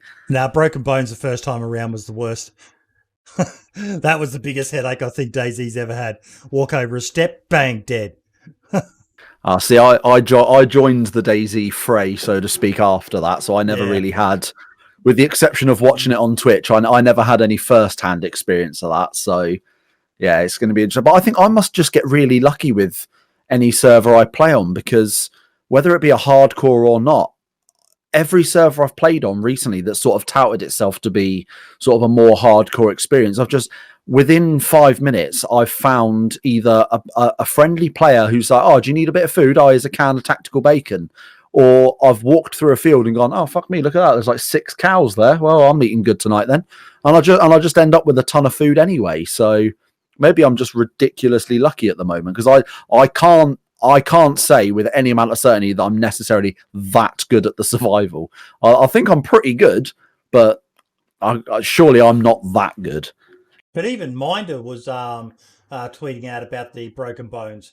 Man, the regen of a broken bone seems to be to the point of not fun at all, requiring full health, blood, food, and water, and only then you start regenning. Taking 30+ minutes just seems ridiculous and tedious. Meds don't seem to do anything either. Need to play it myself. And I was skeptical initially. No surprise here, but I like the concept. You need to keep your character healthy to start healing the fracture. Makes sense to me. It's probably going to be able to be adjusted or modded or turned off for those that don't like it. But then when I did it, I went to Scalisti and I jumped off the ramp up there in the castle. Took 4 times and I broke my legs. And an hour later, probably, I still had a broken leg. Now, I deliberately waited until I broke my leg before I ate the last of the food I had, so that I could take that into account, the needing to get my food up and that. There's not even an indicator to let you know if it's healing or not. And I think that is something that they probably need to look at, whether it just be the little arrows going up to let you know that it started healing, because it's kind of a bit of guesswork. And I know it's great to work stuff out for yourself, but when you've got no indicator to know, hey, back in the day, the old days, Happy, you remember, if you were hydrated, energized, you could start healing. Yeah. If you weren't hydrated or energized, you couldn't heal. And you had the indicator when you opened the inventory screen telling you were hydrated, energized. So you knew, if I achieve hydrated, energized status, I can get damage and I will start healing. If I'm not hydrated and energized, I won't heal. So now it's kind of a bit of a guesswork. Like, I know Wobo did the video on it, but do you need to be at full health, full water, full food? And when you say full food, full health, you need to be at like the full calorie intake and the full water intake, or just full stomach contents? Your blood, does it need to be 100%, or is there like a cutoff mark at 75%? We don't know that, do we, Happy? I think that you need to be full blood, don't you, before you start healing, before your health starts going up. I'm sure that's in now. And what about shock value though? I'm not sure. It feels like you should be. I heard the same. I think you need to be full blood before the fracture will even begin to start to heal. Again, I don't know. I don't know. We need Wobo to to do these little tests, but it would make sense that if you should be healing as soon as you put that splint on. Surely, maybe there's levels of or speed of heal. If you are for hydration, full food, will it heal a little bit quicker? I get the blood regen, that kind of makes sense. If you're full blood, maybe it goes a little bit quicker again, but I was the same. I broke my leg and it took me an hour to all of a sudden for the fracture to disappear and the splint come off. I'll say that's ridiculous. That is even as a hardcore player, and if you're doing pretty much everything right, you're still being punished. An hour is just way too long. I understand, and I totally agree, and I'll argue with anyone who says you should be able to heal a broken bone, even if you're low blood, low shock value, and all the rest of it. But it just takes too long, as it is. Yeah, and at the end of the day, it's a video game as well, and it needs to be. Yes. It's not real. It needs to be enjoyable as well. Make it adjustable. Yeah, I mean, I haven't had a chance to check out the broken legs thing yet. I think that's what I'm going to probably do tomorrow. But I never thought I'd say this, and there's going to be a lot of people in chat that are probably going to fucking turn white as a ghost now. But I do agree with Minder with what he said in that tweet. If it is the point that you need to be full health, full blood, food and water, and then you start regenning, that is fucking crazy.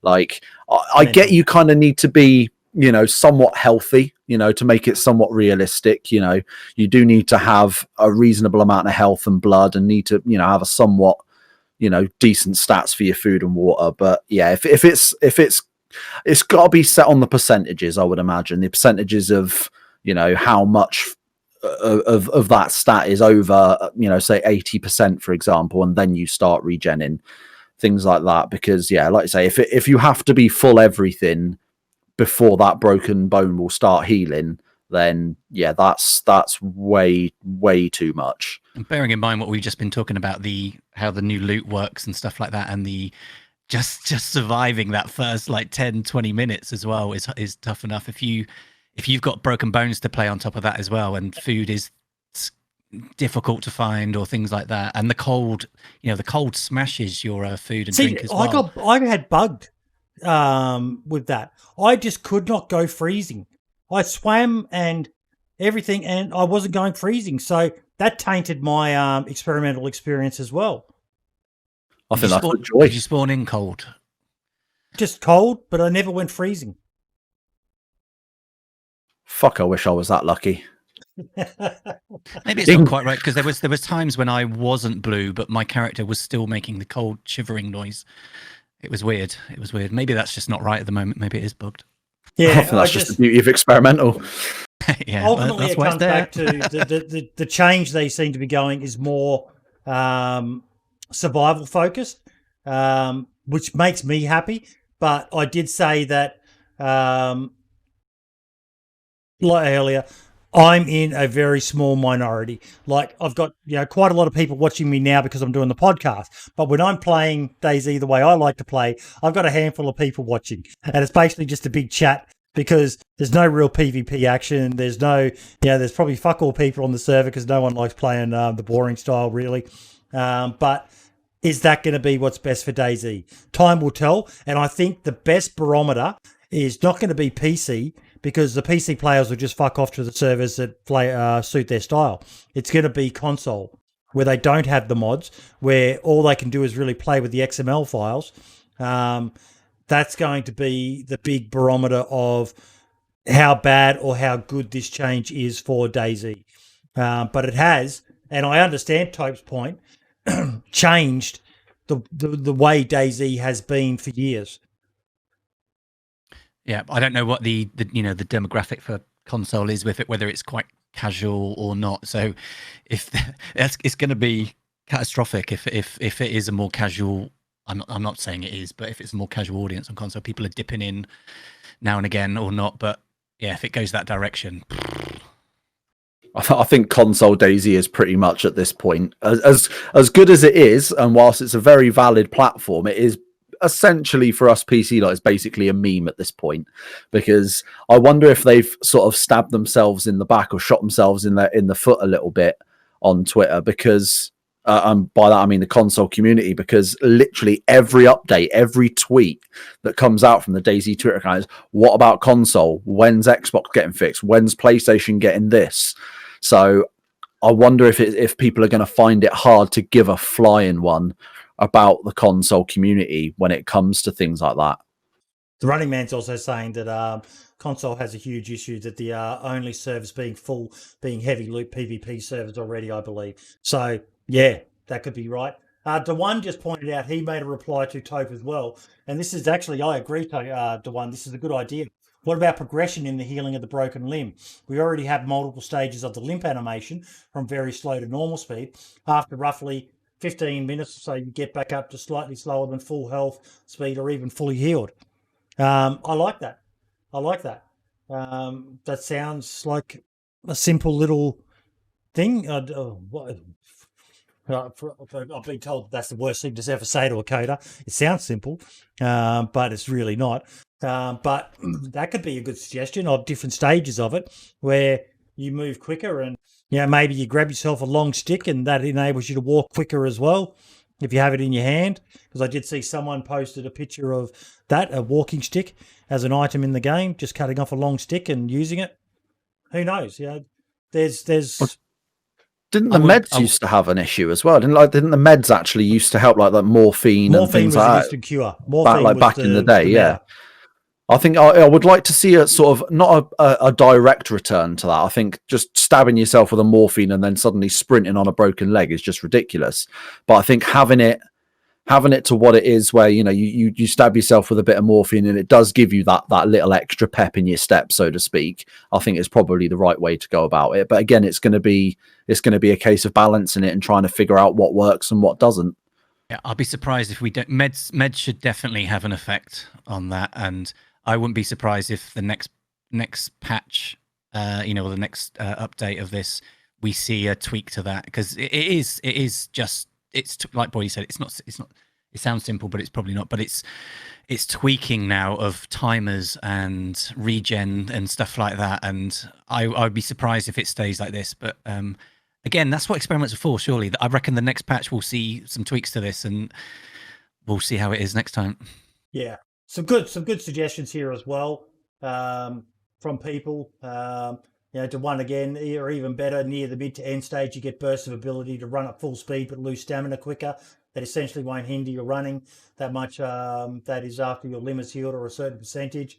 Vernon pointing out that morphine doesn't work for fractures. I never agreed that morphine should have been an instant cure for a broken bone. I think it should be a splint. Because it gets people crafting, but morphine should, eliminate the pain. Surely, yeah. Like I say, giving that little pep in your step, I think is the better way to go when it comes to morphine. My personal feel is 15 minutes tops for the broken bone, provided you meet the criteria of a certain barometer. Of being healthy, a certain benchmark. I don't think it should be more than 15 minutes for a bone to heal. What do you think, Happy? Yeah, I think it needs, like Mindy was saying, it needs to start when you apply that splint. That's when the values start going up, and depending on your status, whether it's full blood, your health as well. If you're yellow health. There should be a timer. Maybe it's slower to go up, but if you get your stuff in order in terms of your food, your drink, and maybe your health, then it's quicker. But yeah, an hour's too long. Someone said to me, I wouldn't never do that, and I think it's not the way to do it. If you don't move, it heals quicker. It's not an hour, but you're never going to sit around for an hour. Yeah. That's even boring ridiculous. For me. I'll sit there if I'm fishing, but I'm not going to sit there and just fucking 15 minutes. It doesn't become enjoyable. So Yeah, 15, 20 or whatever it is, but it's not more than 30 minutes. No way. And I only think it should penalise you if you're red. If you're red in any of those stats that are core to it, then it should penalise you by not allowing you to heal. Yellow is like a warning indicator that, hey, buddy, you're starting to get a little bit low. Red is when you start taking damage, and that should penalise you for not being able to, I know that's kind of an accumulation of it's already bad enough when you hit red because you're taking shock damage or health damage. But yeah, go walk the dog while fixing the bone. Well, is that in it? Is it you're already limping on yellow or red? Yeah, no. Yeah. I do like that animation though. Yeah, that crawling animation I think looks good, really good because it's a lot better. I love it a lot more than like the modded version. Was it the medical attention mod when that brought back the broken bones sort of thing? I like that. I like because that as good as that mod is, that whole being able to get up, sprint for about 3 meters, and then you just drop over again. It's still infinitely quicker than the new system we've got now. So I like the new system, but can you still roll? Can you still, with that broken leg, do the whole, Q&E, do the whole, commando roll around the floor and get around quicker? Is it going to be worth, taking the extra time to do that? Well, you can roll. Wobo had that in his video and actually suggested it as a faster way of moving is rolling than actually crawling. And you get no penalty for it either. For now, I think because Wobo's highlighted it, Adam's probably sitting there right now working out how he can cause shock damage by rolling when you've got a broken leg. So I don't imagine it'd be too comfortable a thing to do when you've got a broken leg. Well, check your Twitch chat because asking you shall receive.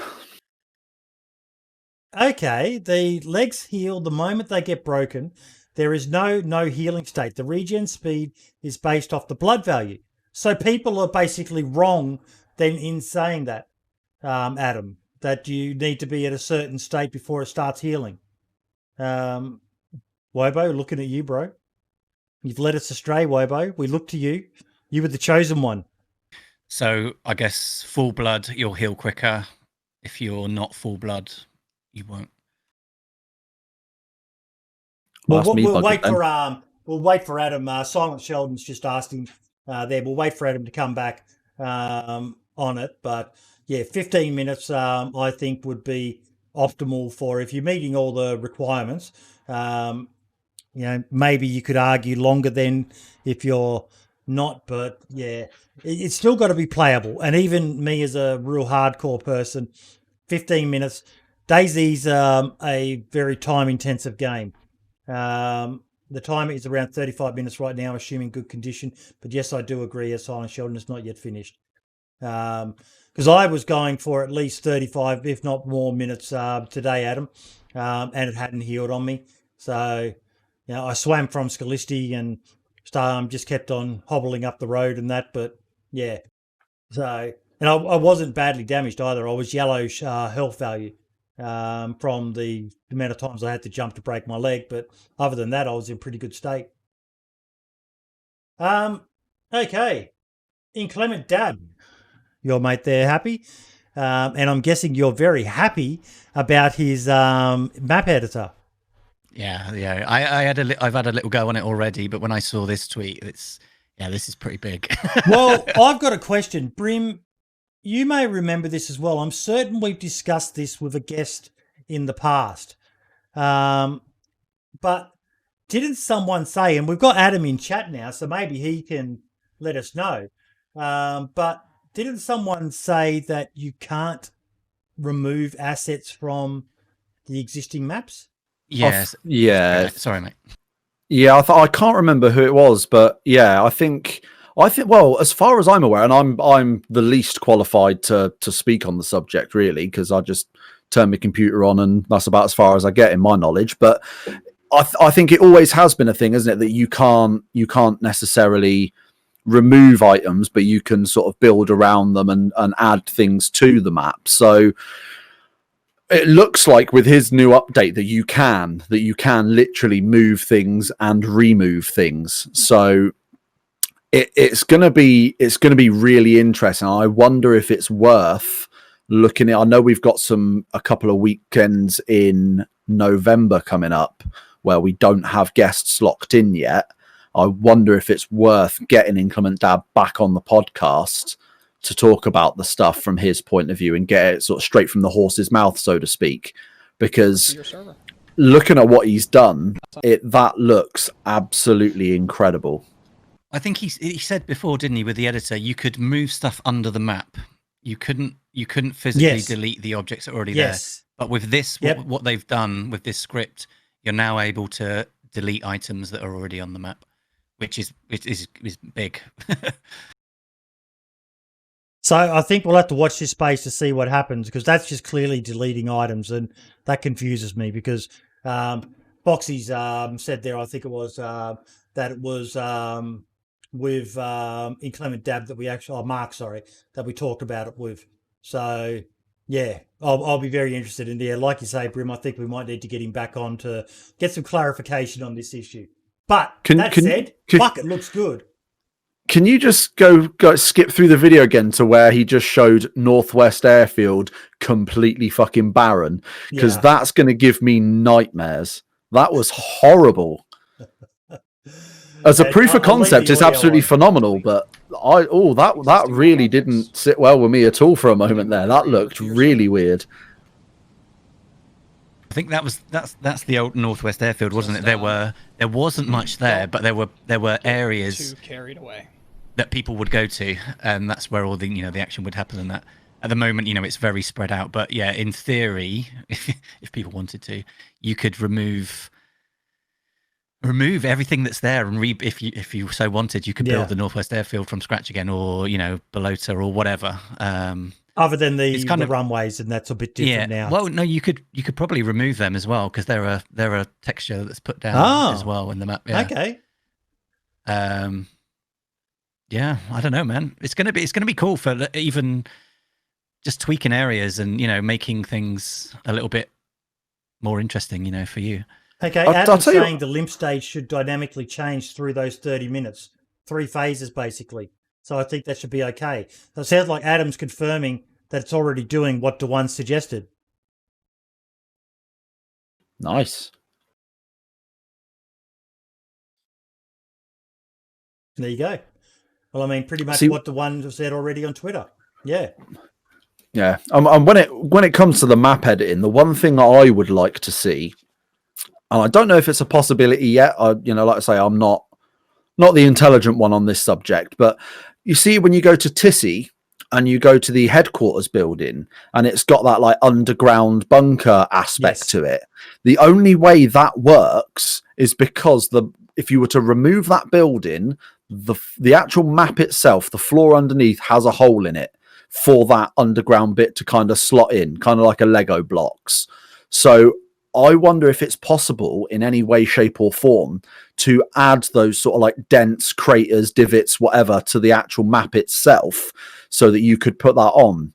Because it, like for when we had our server on Chernarus, I would constantly go on using Daone's admin tools and just add new buildings in and customize areas.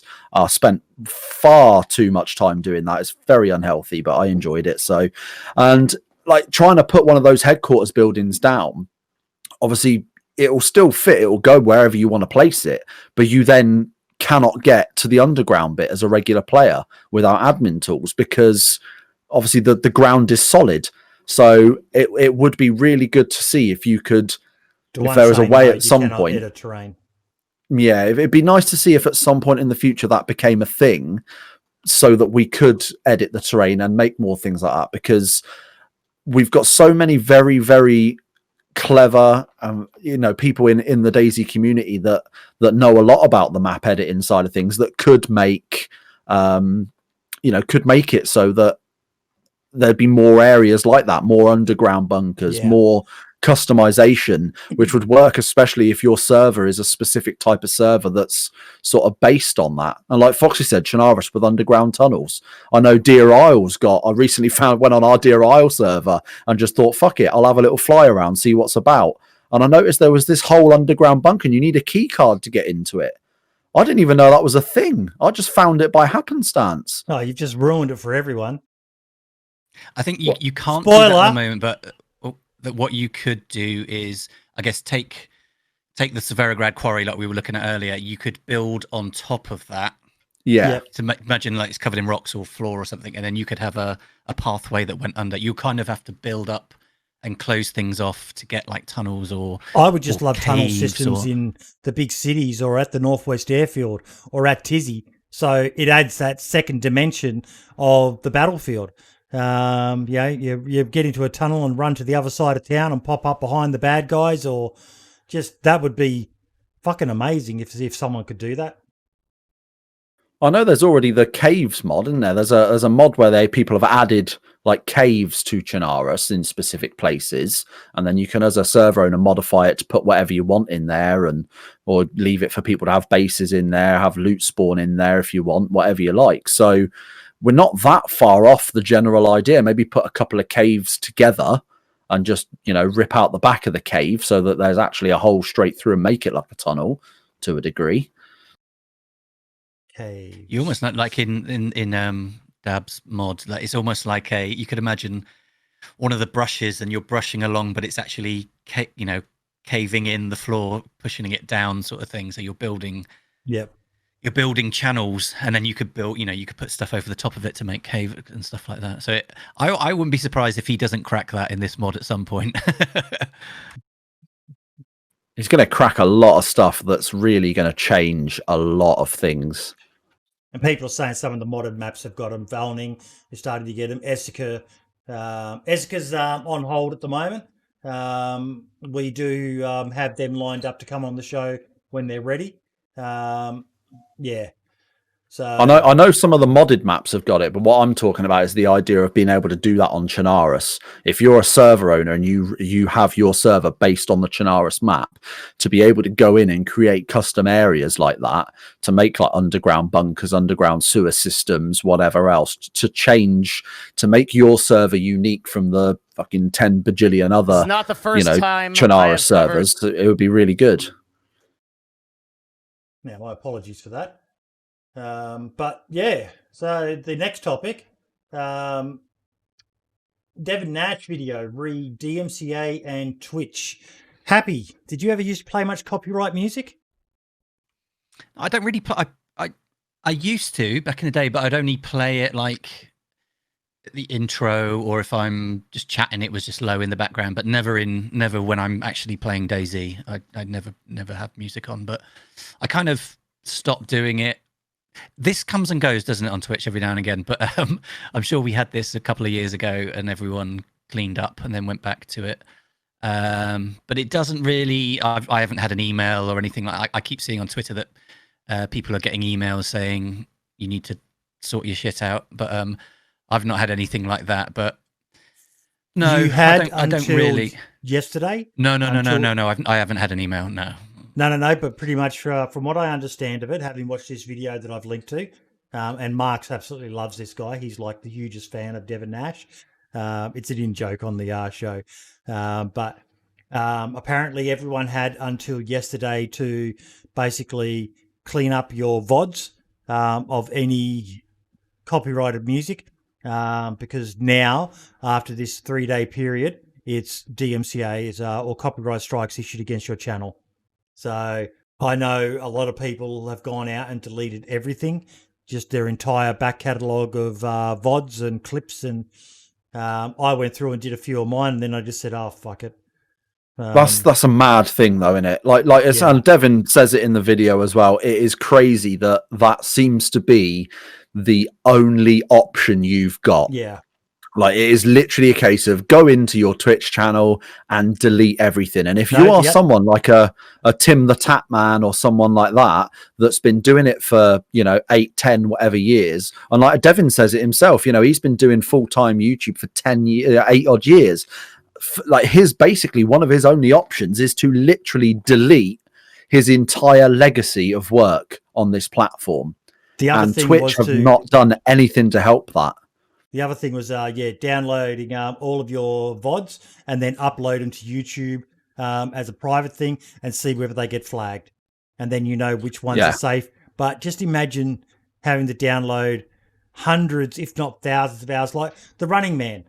I remember back in the day, he used to start all of his streams with a playlist of about 5 songs, Queen, It's a Kind of Magic, and a few other songs and that. That was just his thing. But this the amount of terabytes of data of stuff people are going to have to basically download and then re-upload. They're going to basically have to download it off of Twitch, completely obliterate their entire legacy of content just to re-upload it to YouTube, for YouTube's content ID system to go, no, we don't like that. Yeah. And then they're going to have to go through and edit it and redo it and try and see if they can re-upload it in some form to Twitch. And the fact that Twitch gave fucking 2 days, 3 days notice, and was literally like, the email was like, yeah, by the way, as of yesterday, you're fucked. And it's like they haven't helped in the slightest. And I really do. I'm not a huge fan of people like Devin Nash who do this, stream coaching stuff. I think a lot of it's a load of bollocks. But Devin Nash is the exception to the rule. He is genuinely a very, very intelligent man who knows a lot about this. And I did sit and watch that entire video in one go. And from what he was saying, Happy? Yeah, I think he's done some other stuff before, hasn't he? I've listened. Yeah, it's the fact that Twitch has done it the way they've done it is crazy. I think we've all. It's not a new thing, is it? People know that music is copyrighted, and I think they, when you create a Twitch account, when you do all this, it's not that whether you read the TOS and stuff like that when you sign up to do anything on Twitch, but it's always been a thing. I'm sure it has, but it's just never been acted upon. And obviously something's happened. Like I said, it happened a couple of years and everyone freaked out, and then it kind of went away again. But it's, you take that risk if you're going to play music on your channel. Yep.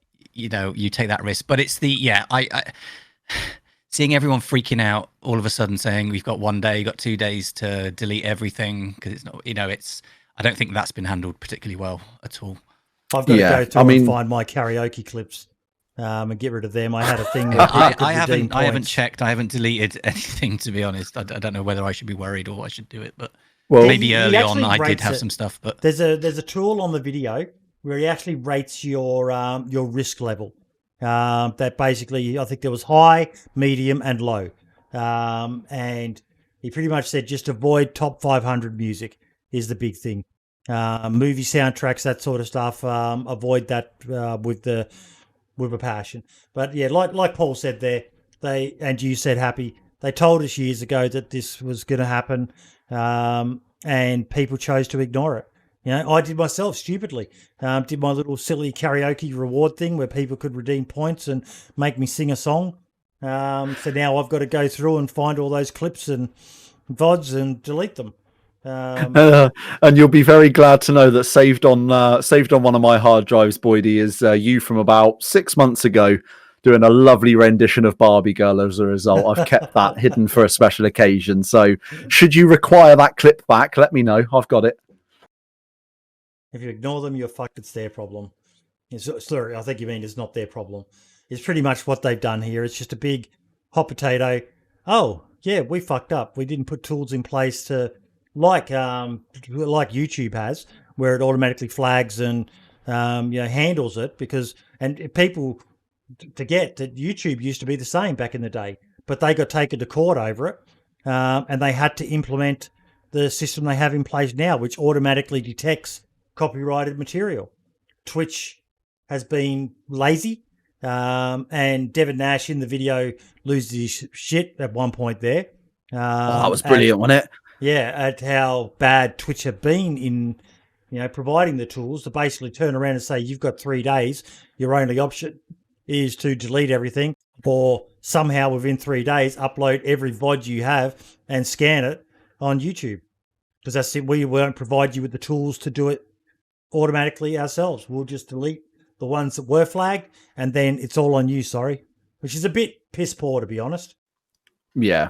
I've linked to the Google document spreadsheet from his video where he puts all the stuff that you should and shouldn't be playing and the sort of the resources he's got. I've linked to that in your chat and mine. But yeah, they've really not gone about it the right way. But I loved the fact that he got so heated in that video. I was looking in his eyes throughout the video, and I was like, he's gonna Falcon punch the shit out of his webcam in a minute. You could see the blood was boiling, and I'm thinking, fuck, he's one of the most chill blokes ever. He gets a little bit hyped at times when he's talking about something that really excites him. But like, I've never seen him like that, and I genuinely thought he was going to lose his shit big time. I'm surprised he kept it under wraps as well as he did. But that little fist bang on the table that he did was like, oh, there you go on, lay out, lad. That's some built up frustrations there. What do you use for your music, Happy?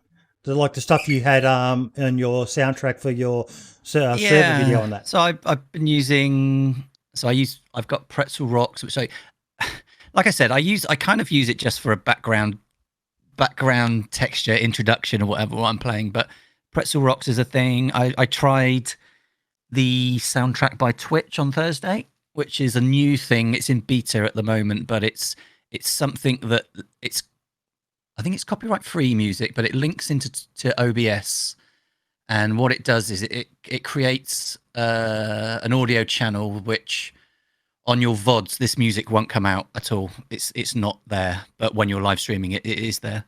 So I think that's a new thing that they're bringing in. I didn't link it to Twitch. I just ran it in the background to see what the music was like and what it would do to my VOD afterwards. And nothing was muted out, so it is copyright free stuff.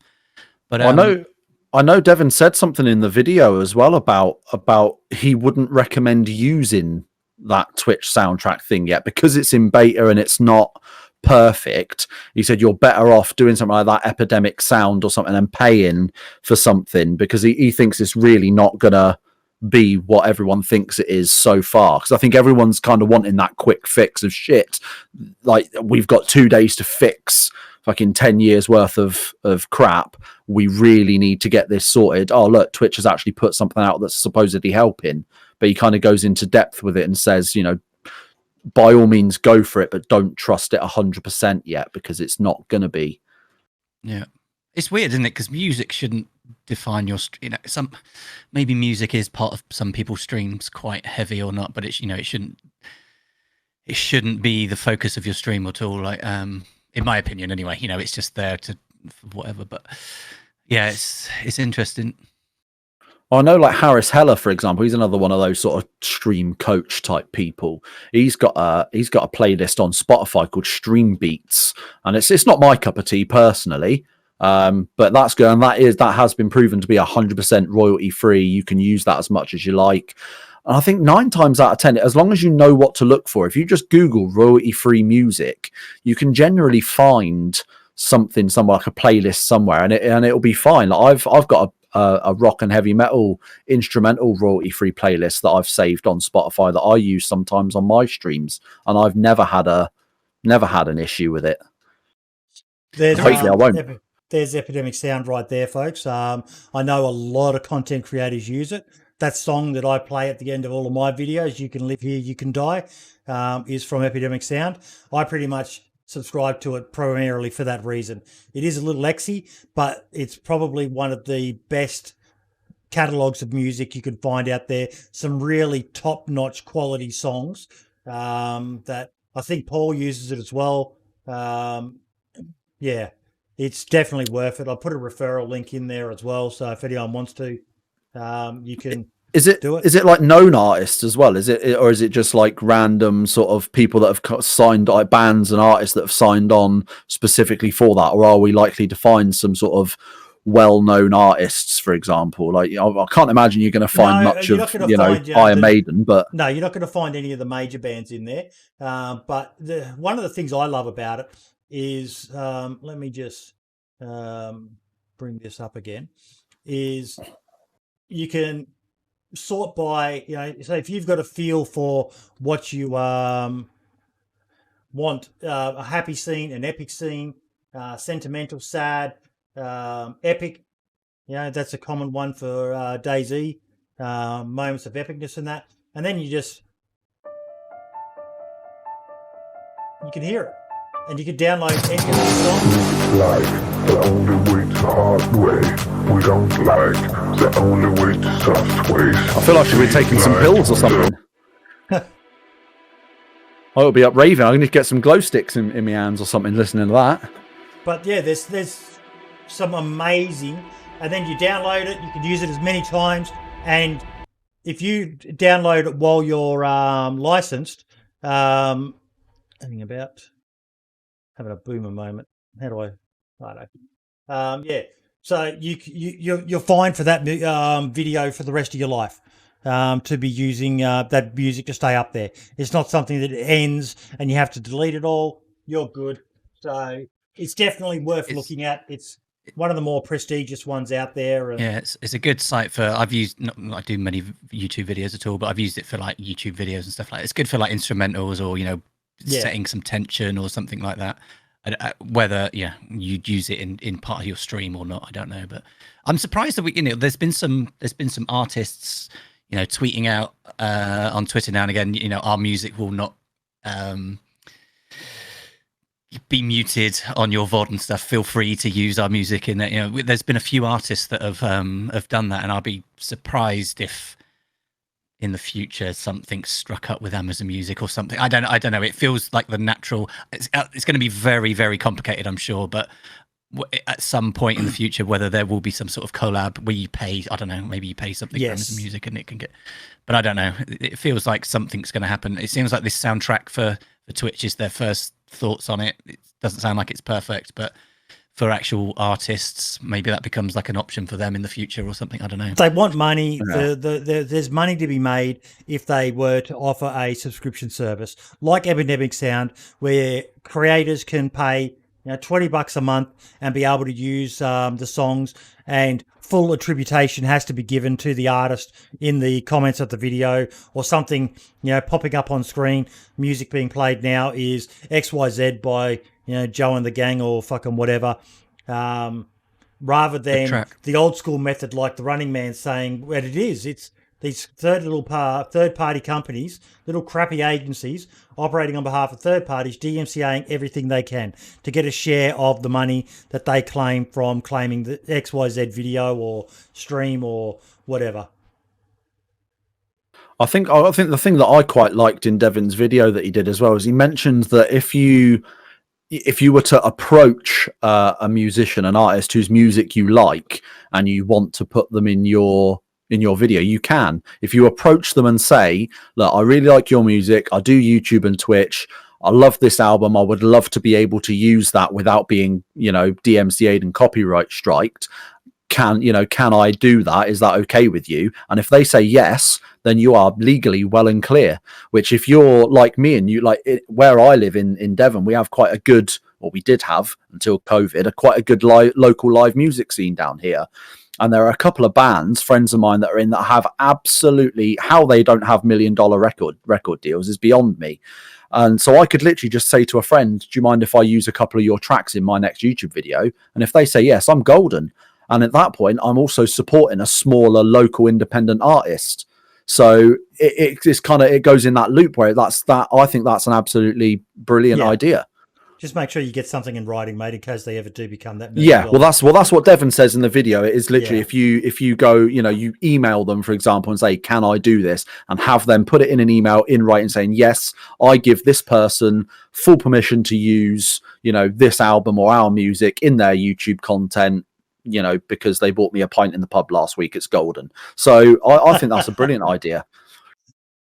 And yeah, it does reward everyone. It's a silly system. It is outdated.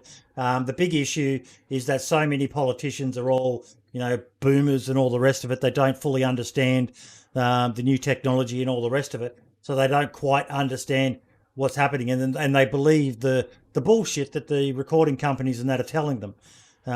They need to think smarter and do something like you suggested, Happy. Come up with a better system where I would have no issue paying a subscription. I pay for Epidemic Sound. I pay for Adobe. If that enabled me to use, some of the more well-known songs it's a win-win for everyone. It's going to probably encourage people to go and listen to that song on Spotify or, So it's probably a change in the, maybe there's still an old-fashioned kind of music industry thing going on, but you'd expect things to progress and change at some point. Maybe it is, in terms of when the deals are signed and things like that, live streaming and etc. It's only going to get bigger and bigger. Becomes a thing. Oh yeah. I like that with that Epidemic Sound as well. I noticed when you had the thing up on screen, it said if you pay yearly, you get like a 20% off compared to if you pay a monthly. I love that idea because I'm so shit at keeping up with like monthly things and remembering that easily. If I can do it for a year and just like set and forget, I'm golden because I know I'll get the email in a year saying it's almost time to renew. I'm like, right, lovely. Can I afford to renew it now? Yep, lovely. Bang, there's another year. Forget about it. And then I know I don't have to worry. And like I said, it's good quality stuff as well. It is, you hear songs in there and you go, wow, man, if they'd ever made it out, that'd go well on the charts, I reckon. But yeah. Dean Hall tweeted out a few days ago, forgot to say, every tree there harvestable, every bush, every rock mineable in an 8x8 kilometre area. Super proud of the visual benchmark we are getting with Survive Icarus. This is a direct in-game screenshot. And I got to say, that's pretty, isn't it? Pretty fucking beautiful. So have you followed Icarus much, Happy? I watched the announce, the announced trailer and stuff like that. Was a little bit confused. I don't know. No, I don't know. There's obviously, there's a respect for Dean, and he's got a very talented team, and with Hicks joining as well. So yeah, how it's going to turn out, I don't know. But yeah, it's impressive. The idea of all this being broken down and you can craft things out of it and things like that. It's impressive. Yeah. What the core game's going to be like, who knows? But 8x8 kilometers isn't really that big, but what's DayZ 25 by 25? Yeah. It sounds like you're going to be visiting different planets or something like that, wasn't it? I can't really remember. No, yeah, they've got a talented team, so I'm sure it's going to look great. And I'm keeping a close eye on it. It does look interesting, and still the whole. I still think back to, I can't remember who it was who said it, but you've still got to convince me why astronauts are using stone axes. But man, I play a game that has zombies in it, so yeah. When a new Lambo comes out, does Icarus have broken bones and temperature when a new Lambo? I'm looking forward to it. It looks good, but I worry for Dean specifically and everyone else on the team as a result, because I think at the when they first announced that this game was even a thought, everyone was like in the comments, jokingly, of course, there was kappas everywhere, but it was all like, oh, it's DayZ 2, is it DayZ 2? Oh, and I think everyone kind of wants them to do that. I hope that it doesn't get lost in the shuffle of that. I hope that it doesn't have too much hype to the point where everyone's just like, well, this isn't fucking what I was expecting. This is nothing like DayZ. I hope people are smart enough to do their research and realize this is not DayZ. This is something different. It's still survival, but it is different. Just because the original creator of DayZ is making it doesn't mean that it's going to be what you want it to be. I think there was that hype before we saw the video. Yes. Purely because of the people behind it. Yeah. And then I think the hype's probably dipped a little until people see more of it now. So yeah. Yeah, like I replied and I said, I was initially like, oh, okay, this isn't what I was expecting. But I was rarely, for me, astute enough to realize that was my own expectations. That was based on what I was wanting and hoping for. A DayZ 2.0. If anyone's going to make a DayZ killer, it should be Dean and Brian. But that was stupid of me to think that. Why would they? Yeah. So it'll be interesting to watch. The DayZ Twitter account's been a bit more active again. Brim. Yeah, it's good to see, isn't it? I noticed they've been they piped up this week. I kind of expected it with the 1.10 or 0 or 10 or whatever the fuck you want to call it. Kind of expected them to perk up a little bit recently, but yeah, it's been really good. And like I said, that's a hell of a picture. Beautiful picture. Absolutely beautiful. But the reason I've got it up is I wanted to bring up something Jacob Mango pointed out. The lighting in the background looks better. His comment was, I'm more curious about this. If they fix the lighting problem in DayZ where distant sources made everything a white blob. Because if you look closely at it, in the background,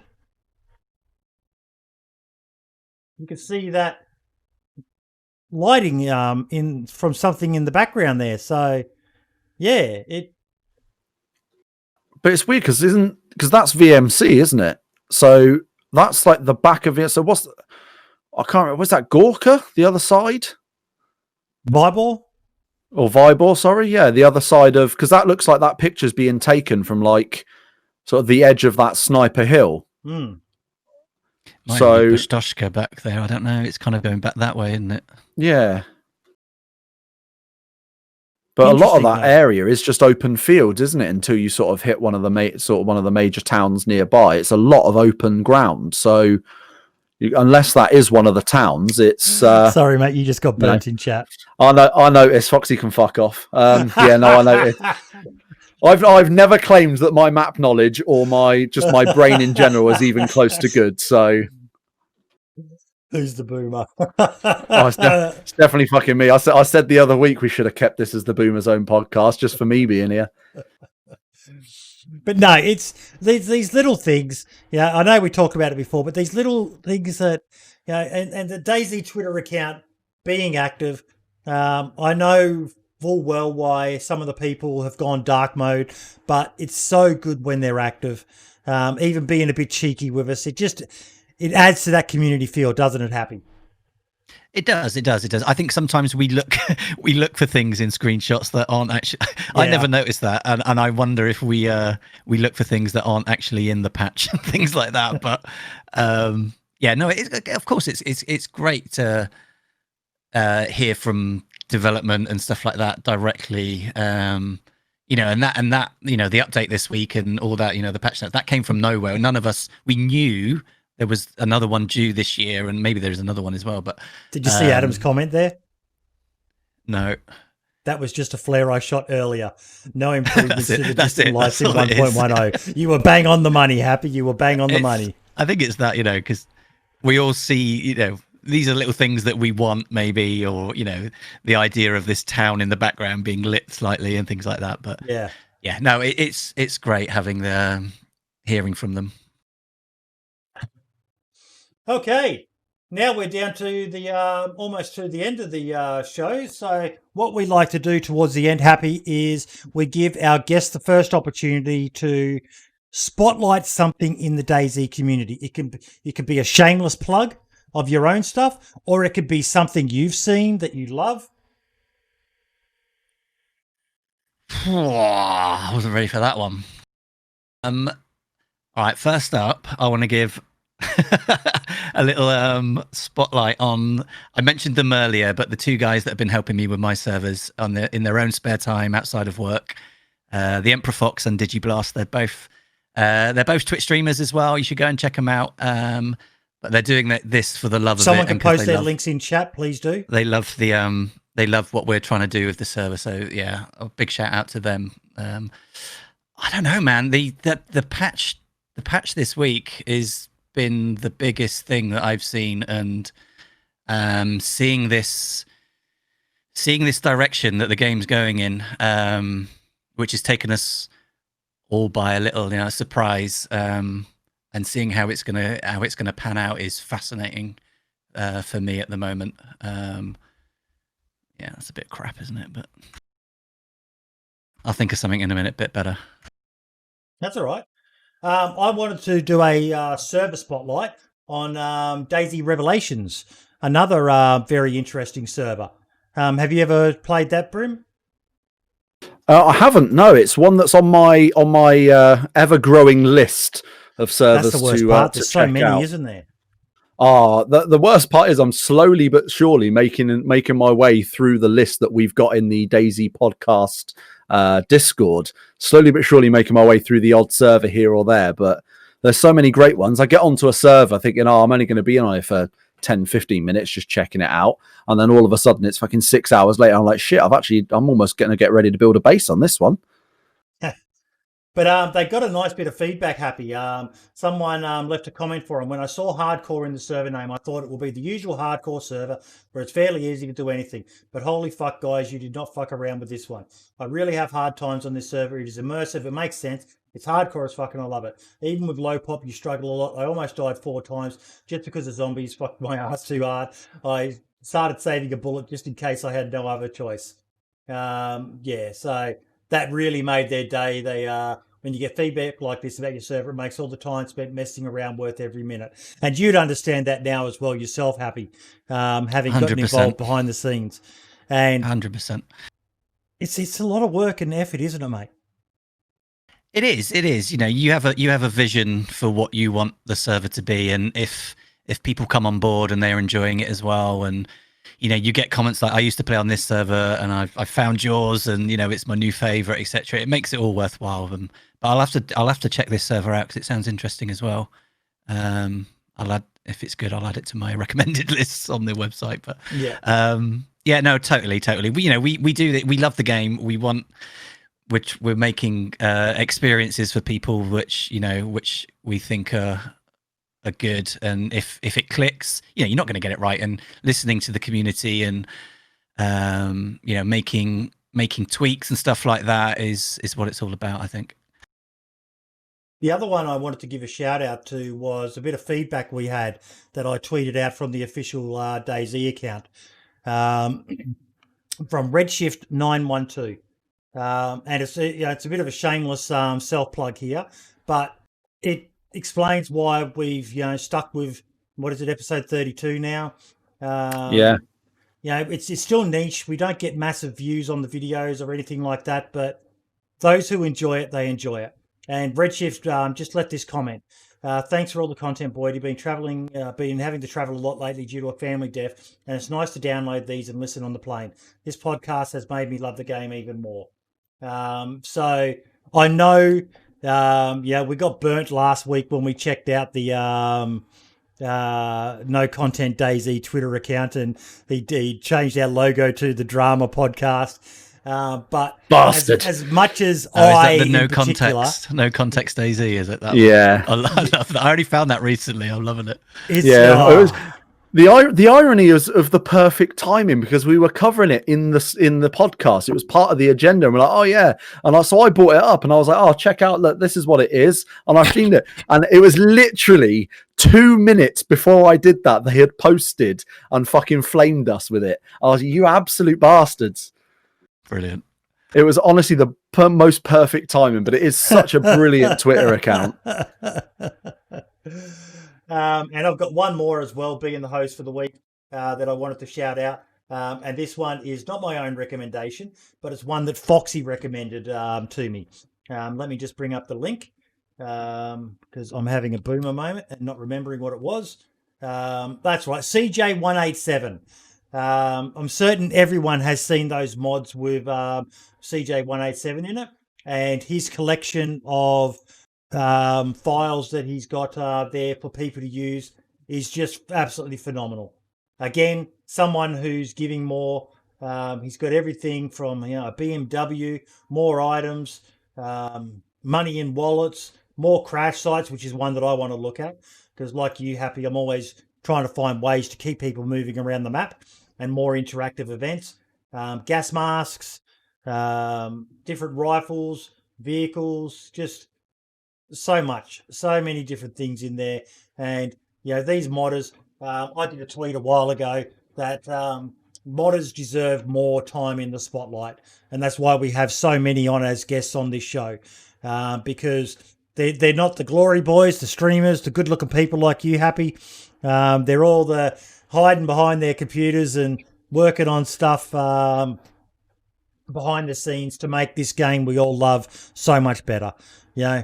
PC, we are the envy of all the other DayZ players in the console community, because we've got these amazing mods that you can mod the fuck out of your server and make it like a Trump's Wall or a 1SK, or you can add some simple mods like you're doing, Happy, just to, enhance quality of life stuff, isn't it? Yeah, completely.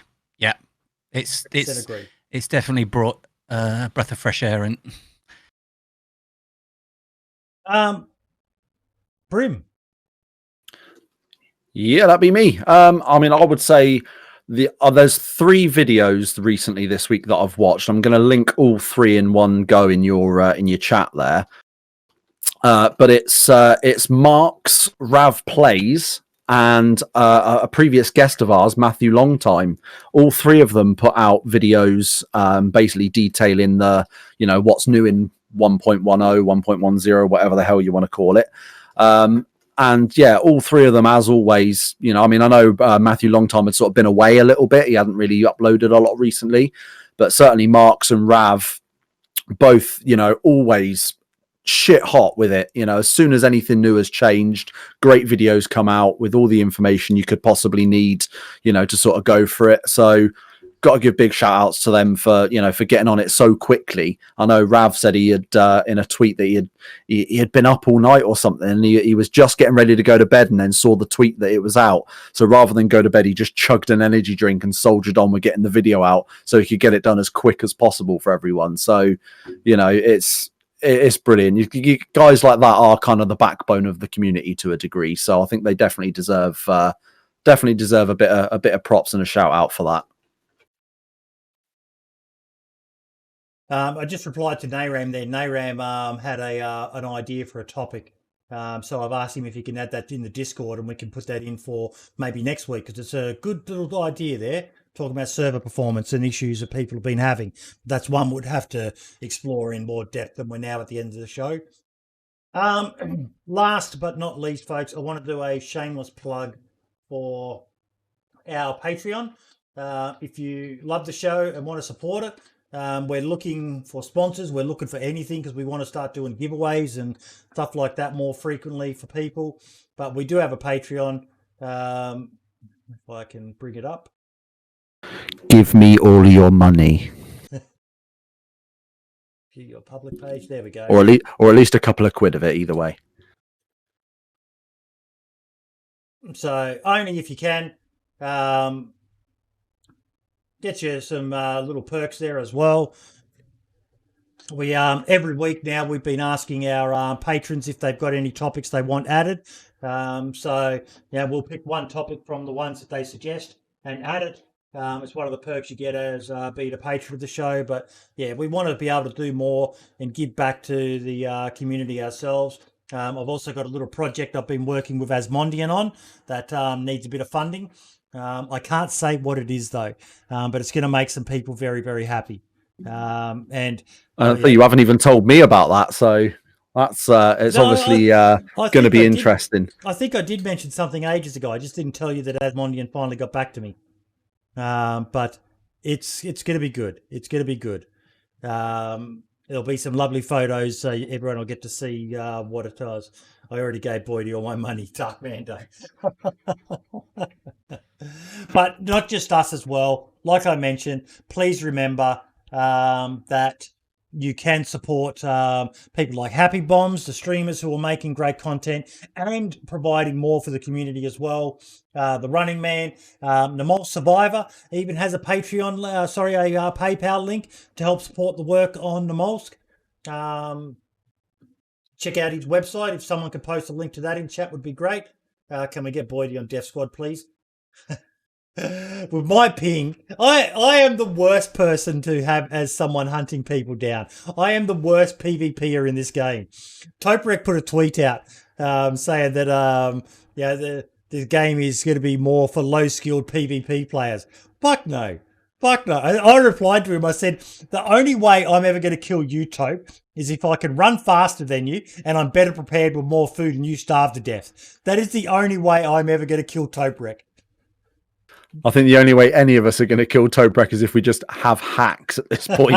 It's the only way. And even at that point, I think we'll be on a level peg and we won't actually have an advantage at that point. Doesn't matter. We will treat it like Protect the President. You don't want me with you. I'm the idiot who, do you want me to make a shelter? Do you want me to? I can start a fire. Let me show you what I can do with 2 stones. Well, I don't know. Having you might actually be quite handy with the way the armor works on Zero Chernarus. Stick you in a plate carrier. You in a plate carrier. You're basically a human target. You're the human vest. So you could serve a purpose. That's like double padding. I'll be running around with my flare going, look at the heat shimmer. Isn't it really good? Adam's done something. What, they're shooting at us? Stop shooting. I'm looking at the heat shimmer. But yeah. Fuck off. I'm looking at my pretty. Happy, mate. Thank you so much. You've proven why we wanted to get you as a guest, mate. You're an incredibly generous and just a fucking nice guy. No, thank you for having me on. It's been good. It's been good. Did you enjoy yourself? I did. I was very nervous, but it was nervous being on a show with me. My God. Hopefully I didn't waffle too much. Yeah, it's hard to out waffle me and Brim, mate. We are king wafflers, definitely. Okay, time to announce our guest for next week, folks. Brim, I'll get you to check it because I don't want to reveal the full list. Who is next week's guest? Well, if I'm not mistaken, next week's podcast is Halloween, is it not? I remember now. Halloween. We're doing a Halloween special. I have my mask. I say my costume. I'm going to still be in a hoodie and probably a hat of some description, but I have my mask up hanging ready to go to be wearing. So anyone who does, you've got to make sure there's some sort of, even if you just stick a bit of makeup on, got to dress up, got to do something for it. But yeah, Halloween we are special. going to be... Who would you suggest we have? Happy, just want to see if Happy can guess before you say it, Brim. To do with Halloween? I've no idea. Brim? We are going in a completely opposite direction to what we have this week with the lovely HappyBombs, but we are going mental with our favourite uncle. We have Ray on. I fucking knew it. And I cannot fucking wait. Well, Ray is going to be an insane show. I've just got this feeling that it is going to be the wildest episode of the podcast so far. And if I'm not working that night, it's going to get worse because I might have to break out the drink and just to really, really enjoy myself and really, lose my job here quite quickly. It's going to be a doozy.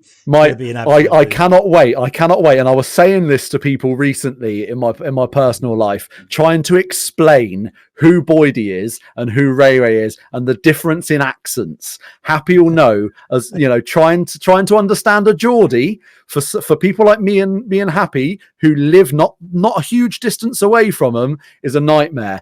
I love that you've got me hosting because I know I'm basically going to be your translator for the day and it's going to be fucking brilliant. I can't wait to see the deer in the headlights glassed over look in your eyes as Ray says something. You go, I've got no fucking clue what he just said. What did you just say? The speed he talks as well.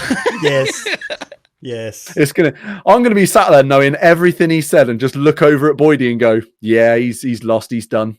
Is this guy speaking English? It's going to be so good. I can't wait. Oh, that's awesome. Once again, Happy, thank you so much, mate. Any last things you want to shout out, mate? No, not really. Everyone has to go play either DayZ Prevail when they've got their event. Please go play DayZ Prevail. But then after you finish playing the event on DayZ Prevail, what's your servers again, Happy? I can't remember what they're called. No, Zero Chernarus, Zero Livonia. New servers, but we come and have a laugh. It's good fun. HappyBombs.net, folks. All the best, everyone. Catch you later, Brim. Thanks, Much love, guys. Thank you so much. I'll catch you later on. And ciao for now. This and all episodes of the podcast have been brought to you by our generous patrons over at Patreon, the DayZ Podcast. If you're interested in finding out more about how you can support the show each week, then please click the link in the description down below to find out more information about Patreon, the DayZ Podcast. Thank you for your support.